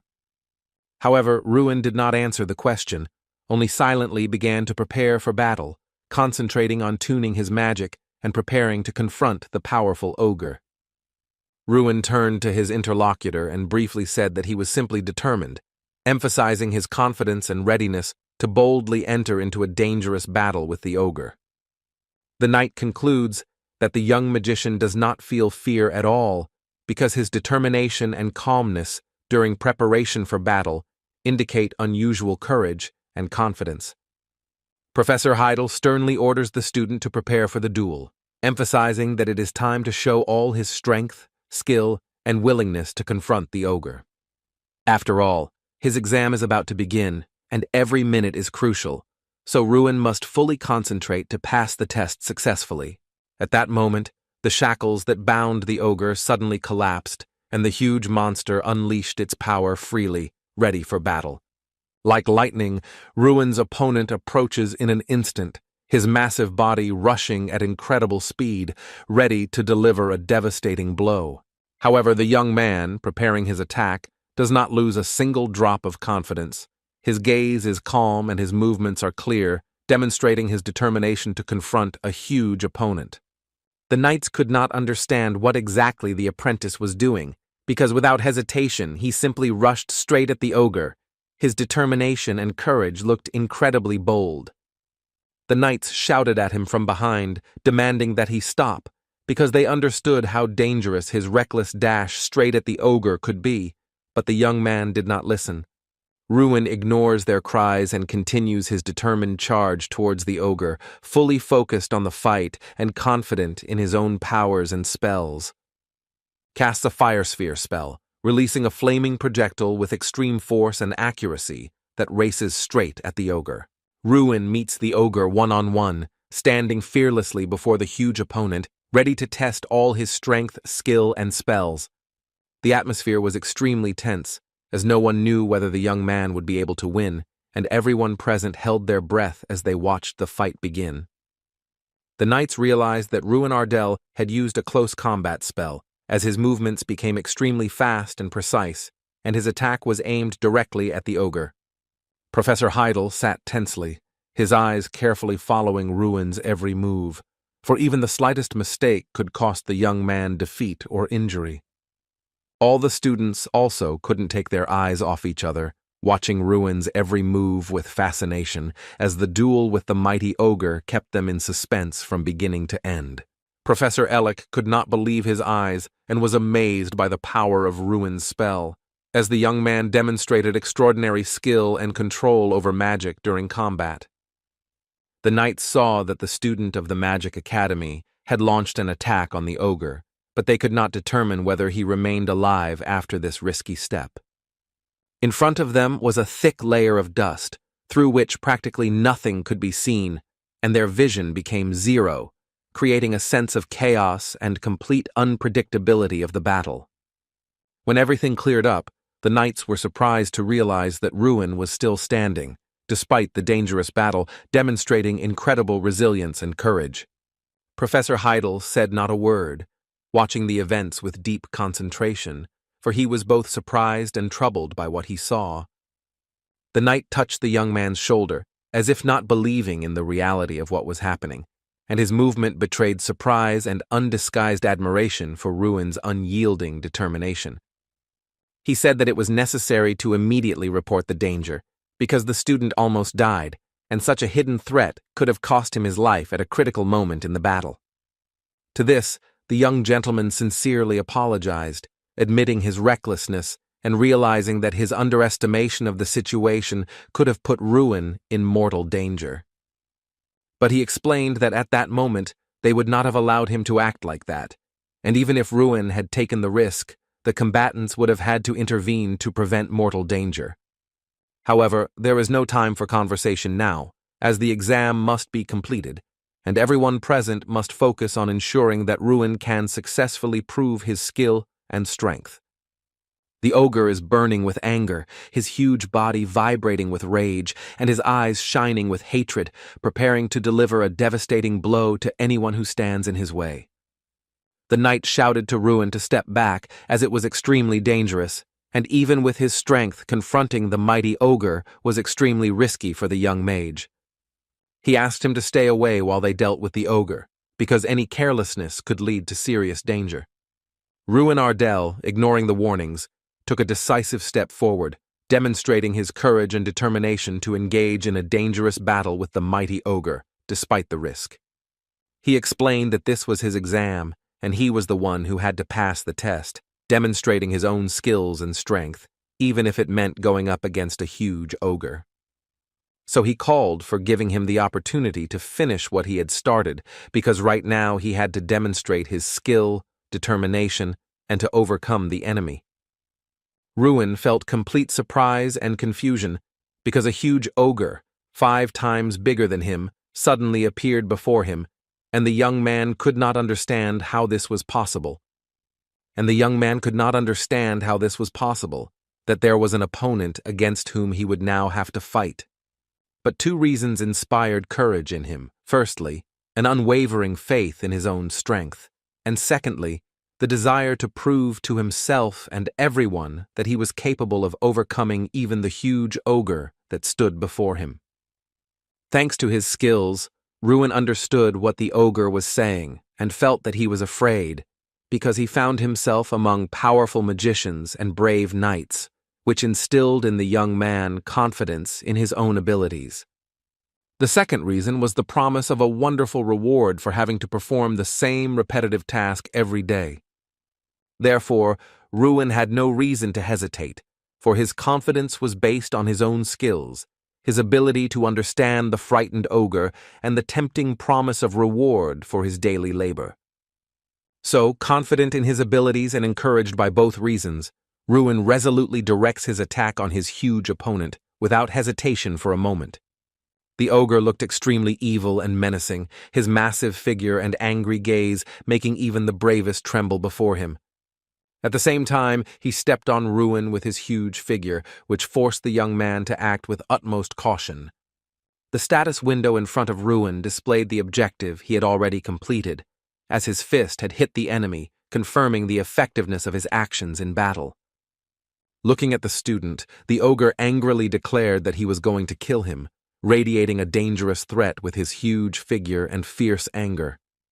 Suddenly, the enemy rises into the air, preparing for a powerful attack on Ruin, his huge figure looming menacingly, instilling fear in even the bravest. Rising into the air to attack, he looked down on the people, radiating dominance and fierce menace, as if arbiter of the fate of those who dared to oppose him. From above, the ogre angrily declared again that he would break Ruin's head. His words sounded threatening, and the huge figure loomed over the young man, ready to strike. Suddenly it descends to the ground with immense force, shaking the ground beneath it and creating a dangerous threat to Ruin, who must dodge to survive. The boy realizes that in order to survive and win, he needs to find his enemy's weak spot, carefully watching the ogre's movements and thinking through his every move. And using time refraction, he slows down the ogre's movements to deliver a more precise blow and gain the advantage. The knight could not understand where Ruin got such incredible speed from, watching the young man maneuver around the ogre using time refraction to avoid blows. The young man realizes that for a successful strike he needs to approach the enemy even faster, using every moment while the ogre is confused and not expecting his maneuvers. So he starts moving even faster, combining lightning-fast maneuvers and time warping to approach the ogre unnoticed and exploit his weak spot. Ruin, assessing the situation and discovering the enemy's weak point, resolutely decides to strike the ogre at a vulnerable point, directing all his strength and accuracy into this critical blow. The knights observe Ruin's actions and realize that he did not tremble before the ogre, and they also wonder who this young man is, capable of so confidently confronting such a powerful opponent. The students, watching the battle, also could not understand what was happening, marveling at Ruin's skill and courage in the face of a huge and fiercely evil ogre. Ruin notices that the opponent is starting to actively fight back and quickly assesses his movements, preparing to adjust his strike so as not to lose his chance at victory. Their fight was extremely tense, every move by Ruin and the ogre fraught with danger, and the air around them seemed filled with tension and anticipation of the decisive moment. So the young gentleman decides to kick his opponent's arm, hoping to weaken his opponent and gain the upper hand in this extremely tense fight.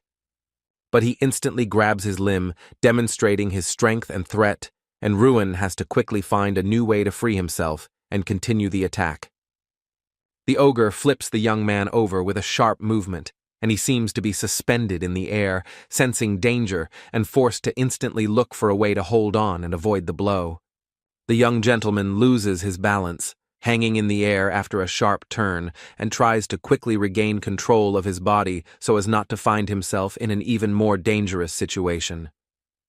But gathering his thoughts and focusing, Ruin lands abruptly on his feet, regaining his balance and readiness to continue the fight with the monster. At that moment, the ogre attacks him again, advancing swiftly and trying to take advantage of any opportunity to hit Ruin and gain the advantage in battle. The hero instantly moved to the side and successfully blocked the attack, using his speed and agility to avoid the dangerous blow and stay in the fight.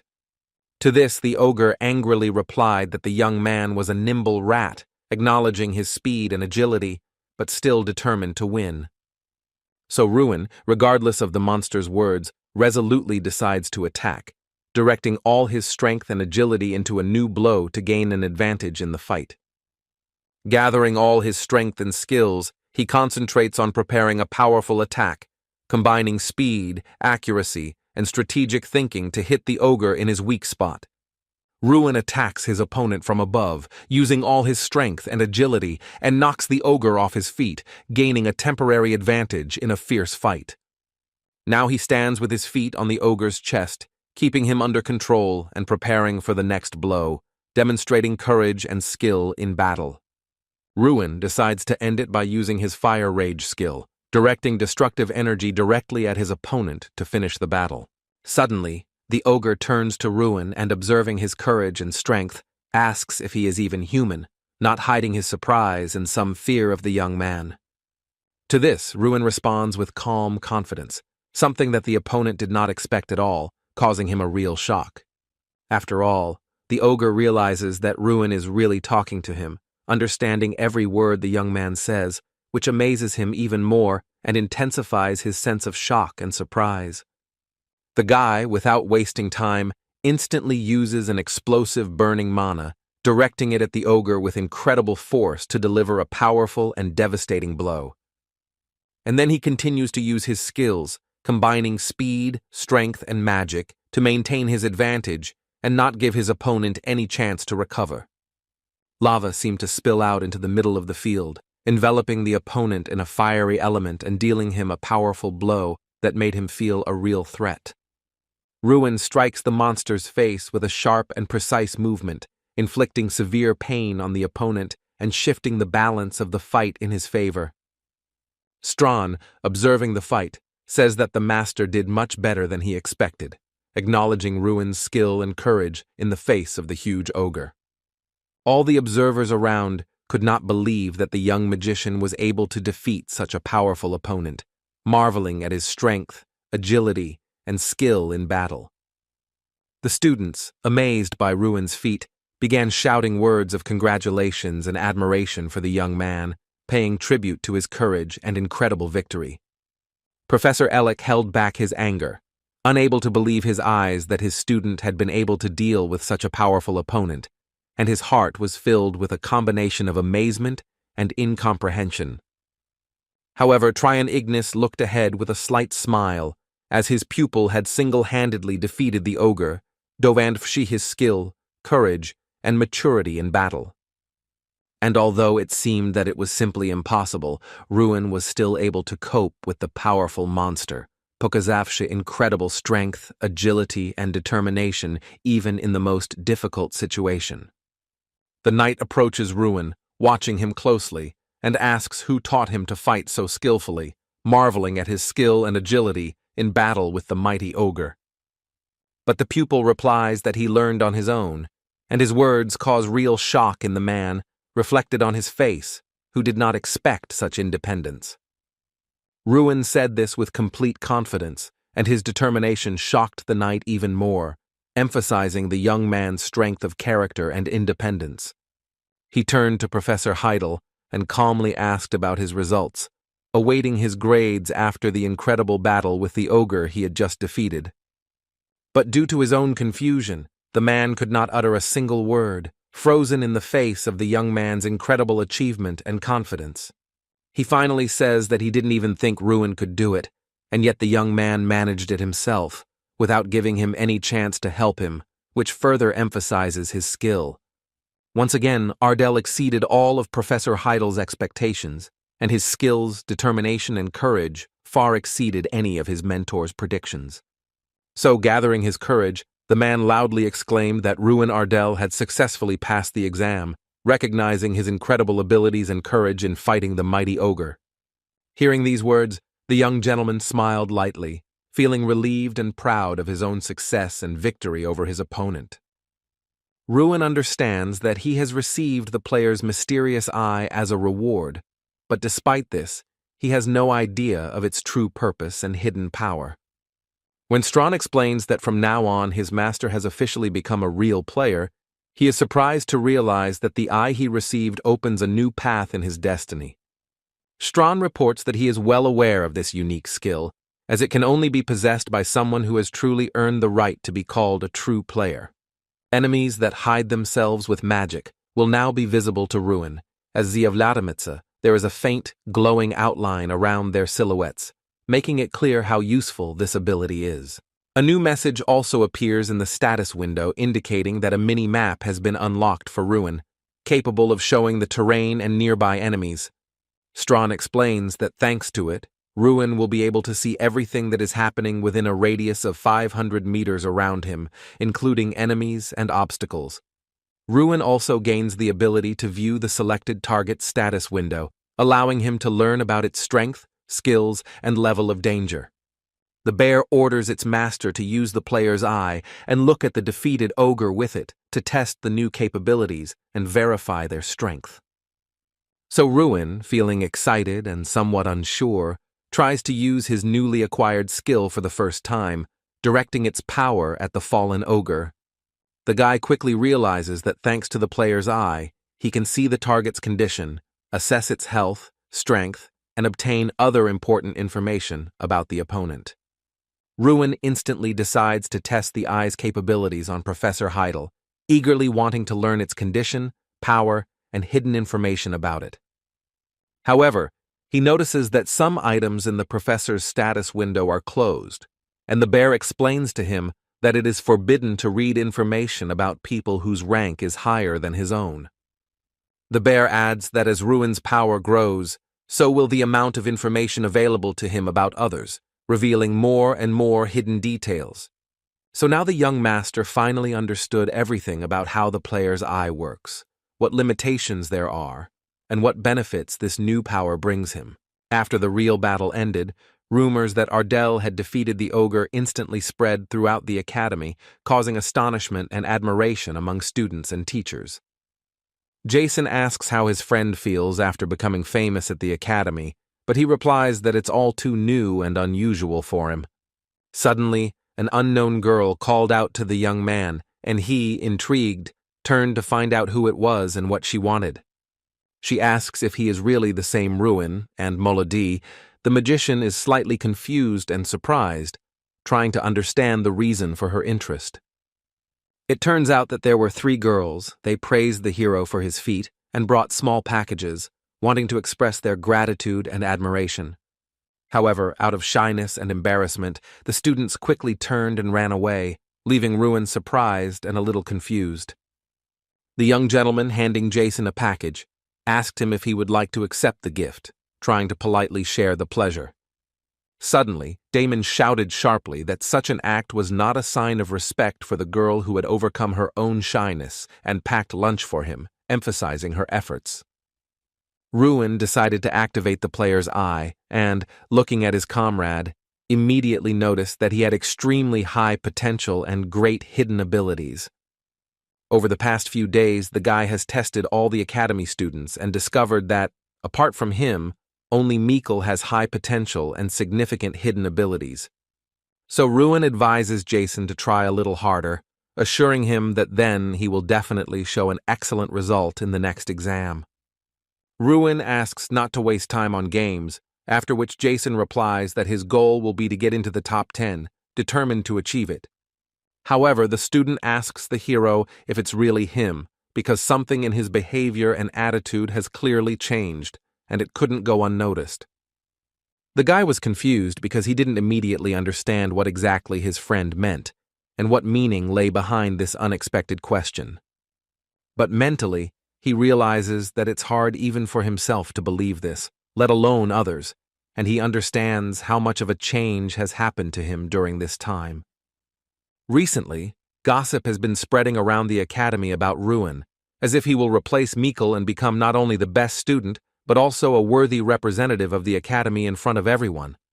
Suddenly, Ruin, hearing Jason's words, replies that he is not interested, and without stopping, moves inside, leaving his friend a little surprised. Jason Damon cannot understand how his friend could be indifferent because this year is marked by the Great Festival, an event that should excite everyone. In the 5th month of each year, representatives from different academies come together to showcase the best student among them and determine their true skill. And once every 8 years, an Olympiad is held, where students compete for the honorary title of the best magician, demonstrating their abilities, strength, and strategic skills. This is a national competition for the most talented graduates of the country's most famous academies, and the winners receive prestigious privileges and significant cash prizes. Therefore, a limit has been set on the number of participants. 1 for the individual competition and 30 for the group competition, allowing the academy to be represented by a team of 31 students. The students are curious about who will be the academy representative this year, and they are surprised to ask themselves if it's really Mikkel again. However, Jason confidently states that this time Ruin will definitely be the representative, because he is the only one who received 100 points from Kingram, and this makes him the undisputed candidate. They can't even remember how Mikkel's performances at previous festivals went. Ruin surpassed all their expectations and left him behind. After all, in individual competitions, this student ended up last 4 times out of 5, which made Mikkel's performances hardly noticeable against the background of other talented participants. Therefore, due to its constant failures, the academy began to be called the Academy After, because its students had no chance to perform adequately in any competitions. And the only way to get rid of this shameful stigma is to send Ruin to the competition, because only his abilities can raise the educational institution to a worthy level. But the young magician himself realizes that the exam is not yet complete, and any expectations are still premature, because the true result will only be known at the end of the tests. After all, the final verdict on participation in the festival is determined by the results of the exam and the recommendations of professors, so it would be reckless to draw conclusions just yet. Therefore, there is still a 4th stage ahead, and Ruin needs to focus and prepare as much as possible to show himself next time.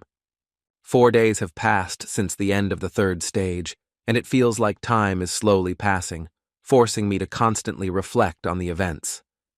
Ruin Ardell received 1,000 powers from his desire, and a feeling of power filled his body and mind, making his every step become confident and decisive.